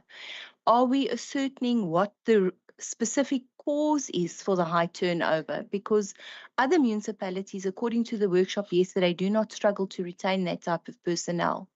So now we might be ending up paying scarce skills allowances, but it's actually an underlying issue in the department. So that needs to be addressed. And then also that people be incentivized specifically to transfer the skills. That was mentioned yesterday in the meeting as well in the workshop policy, that a person that is paid a scarcity allowance and has got somebody, an intern in their department, that transfer of skills is monitored. Thank you, Speaker. Thank you, Councillor Gous, for your inputs. Councillor Botha. Thank you, Madam Speaker. It is of course always a concern to retain skilled staff. But at the policy workshop yesterday, the administration was very kind to explain to us that they are addressing the concerns through the succession planning process to address that issue. And then also as to the specific department, it was also confirmed as to why certain issues in other municipalities may function differently. And let's not comment on that to bring some embarrassment to them. Thank you, Madam Speaker. Thank you very much, Councillor Botha, for that input and confirmation. Councillor Porter and then the Mayor. To say anything. Councillor Porter. Thank you, Speaker. Scarce skills as the crisp issue. You know, and I probably would be charged for interfering, but that is also fine because we will deal with it in terms of interpretation. There's a department in the municipality that has, you know, in terms of your salary scale, T something, T whatever, yeah, climbing the ladder. But there's a department here, and for corporate service and HR, where a specific level has been taken away. The entry phase of people has been qualified, theory and practice. The next step, the next level has been taken away. People are qualified to do the job, yet they know they've got the skill, a scarce skill. They're not getting remunerated for it. When there are vacancies, people from outside is employed. Now I know it is not obvious that when there's a vacancy, you will be the successful candidate or whatever the case may be. But it's, you know, on this one, and we can engage maybe off the record, that people should not be deprived from successes within your employment setup. My call is that we must acknowledge a skill, first of all, and then we must also acknowledge a scarce skill. And when we retain that scarce skill and or skill that we already have, that one treat them with the decency and the respect they deserve. If this municipality is taking an employee director through you, chairperson, to a course to capacitate you, to ensure that you are capable and experienced in the job, and you've been certified, you qualified. Why is it that people are still doing the job that is, remember now that one level has been taken out, but you are doing the job of the upper level. You're not getting an MM, you've been there, an acting allowance. And you're also not getting an opportunity to be remunerated in accordance to your qualification. That for me is unfair, and perhaps we must look at it. I want an open discussion, off the record discussion, without the fear of being charged, to deal or speak to the MM, HR, or the relevant director on this one, so that we can rectify in order to ensure fairness and reasonableness in the workplace. Thank you very much. Thank you, Councillor Porter. Is there any other questions of clarity or objections to the item? All the inputs has been noted and recorded. No objections, we move. Item E288. The annual review of the Mossel Bay Municipality Human Resources Management Strategy and Human Resources Plan. Front of Council for approval in terms of the proposed changes. Can I please have a proposer for acceptance? Madam Speaker, I propose, and I'd like to qualify my proposal by saying, I think that this council owe a sincere debt of gratitude for each and every person working for this municipality. It is on their shoulders that this municipality's reputation rests, and they are doing a sterling job. And specifically for the Director of Communication, Corporate Affairs and her HR department for doing a particularly good job in this respect. Thank you. Portfolio Chairperson proposing, thank you very much. Do we have a seconder? Yes, Madam Speaker, I do second the item. Thank you very much, Councillor Setunsha. Is there any questions of clarity from any councillor on this item?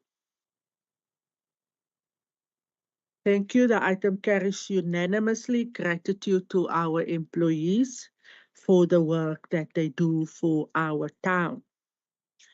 Item E289.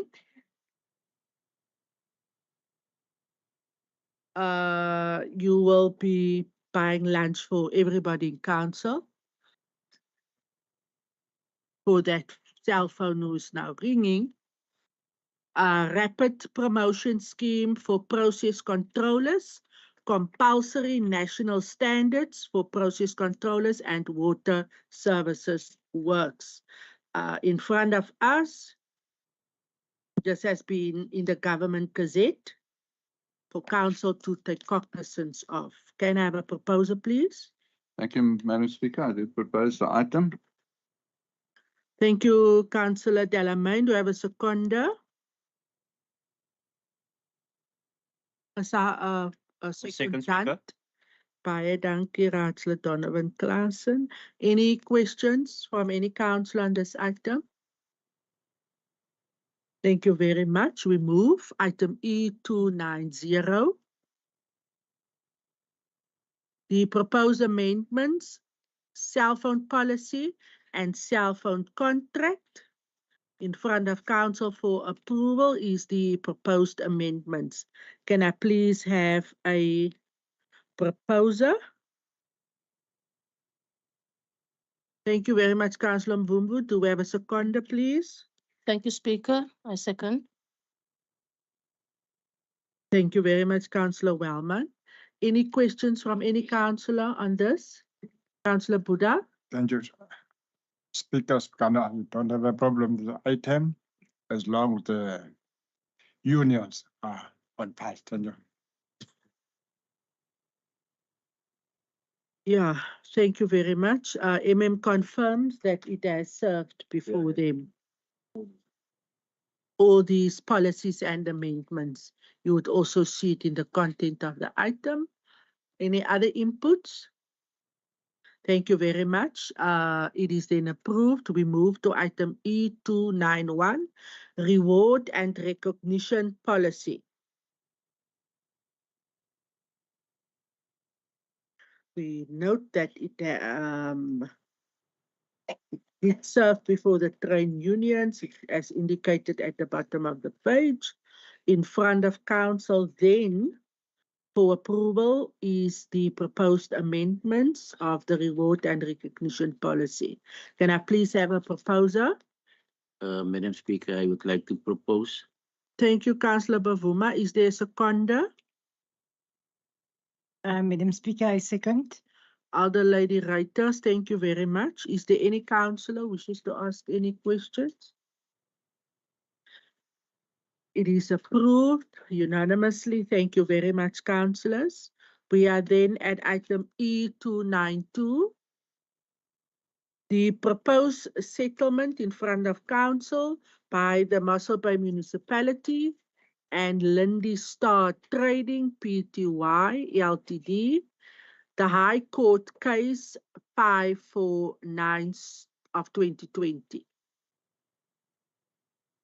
In front of council is the recommendations listed from points 1 to 4. Can I please have a proposer? Thank you, Councillor Mvumvu. Do we have a seconder for Councillor Mvumvu, please? Yes, Madam Speaker, I would support the proposal. Thank you, Executive Deputy Mayor. Any questions from any councillor on this item? I see the light of Councillor Gous. Speaker, I have one question and then I'd like to follow it up afterwards, but I'd just like to know, we in council regularly approve encroachments. What was different about this encroachment that made the municipality take this person to court? We have your question. Any other questions? I am going to ask Mr. Prince to respond. Thank you, Mr. Prince. Yes, Madam Speaker, thank you. It's a bit simplifying the matter by making that statement. This was a matter where there was an illegal encroachment, and this illegal encroachment was not only during one season. If you know where the venue was, it's the location is at Bochums Bay near the beach area. So it was not an encroachment that occurred once or where there was an application for an encroachment. This was an illegal encroachment. The municipality has acted, has had problems since 2016, and where the municipality have acted accordingly, and which resulted since 2018 in the court. And where also where the encroacher was not the innocent party, he also took council to court. And this was also then dealt and involved being submitted to council, having two decisions in this regard. And now we are at the moment is just regarding the legal costs. The advice is settle the matter and that we don't incur any further legal costs. I hope that answers your question, Councillor. Councillor Gous indicated as such. Any other questions of clarity? Follow up, Councillor Gous. Thank you, Speaker. I just want to say that now we're going to, I don't really see what's the difference between other encroachments and an illegal encroachment. Surely all encroachments are illegal.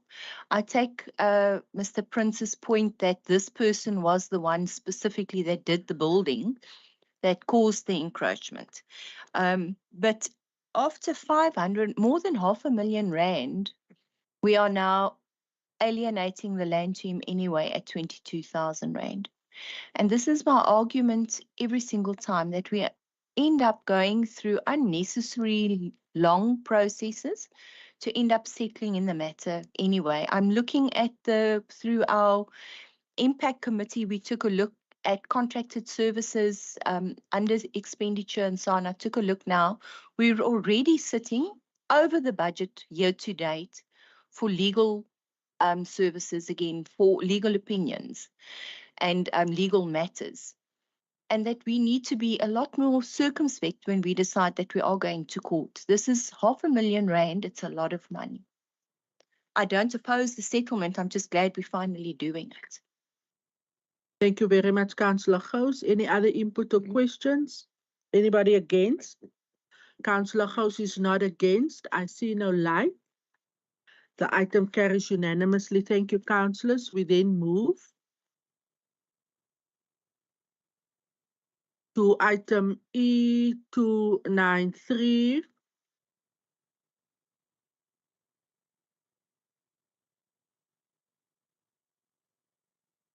Recommendation 1 and 2. Can I have a proposal, please?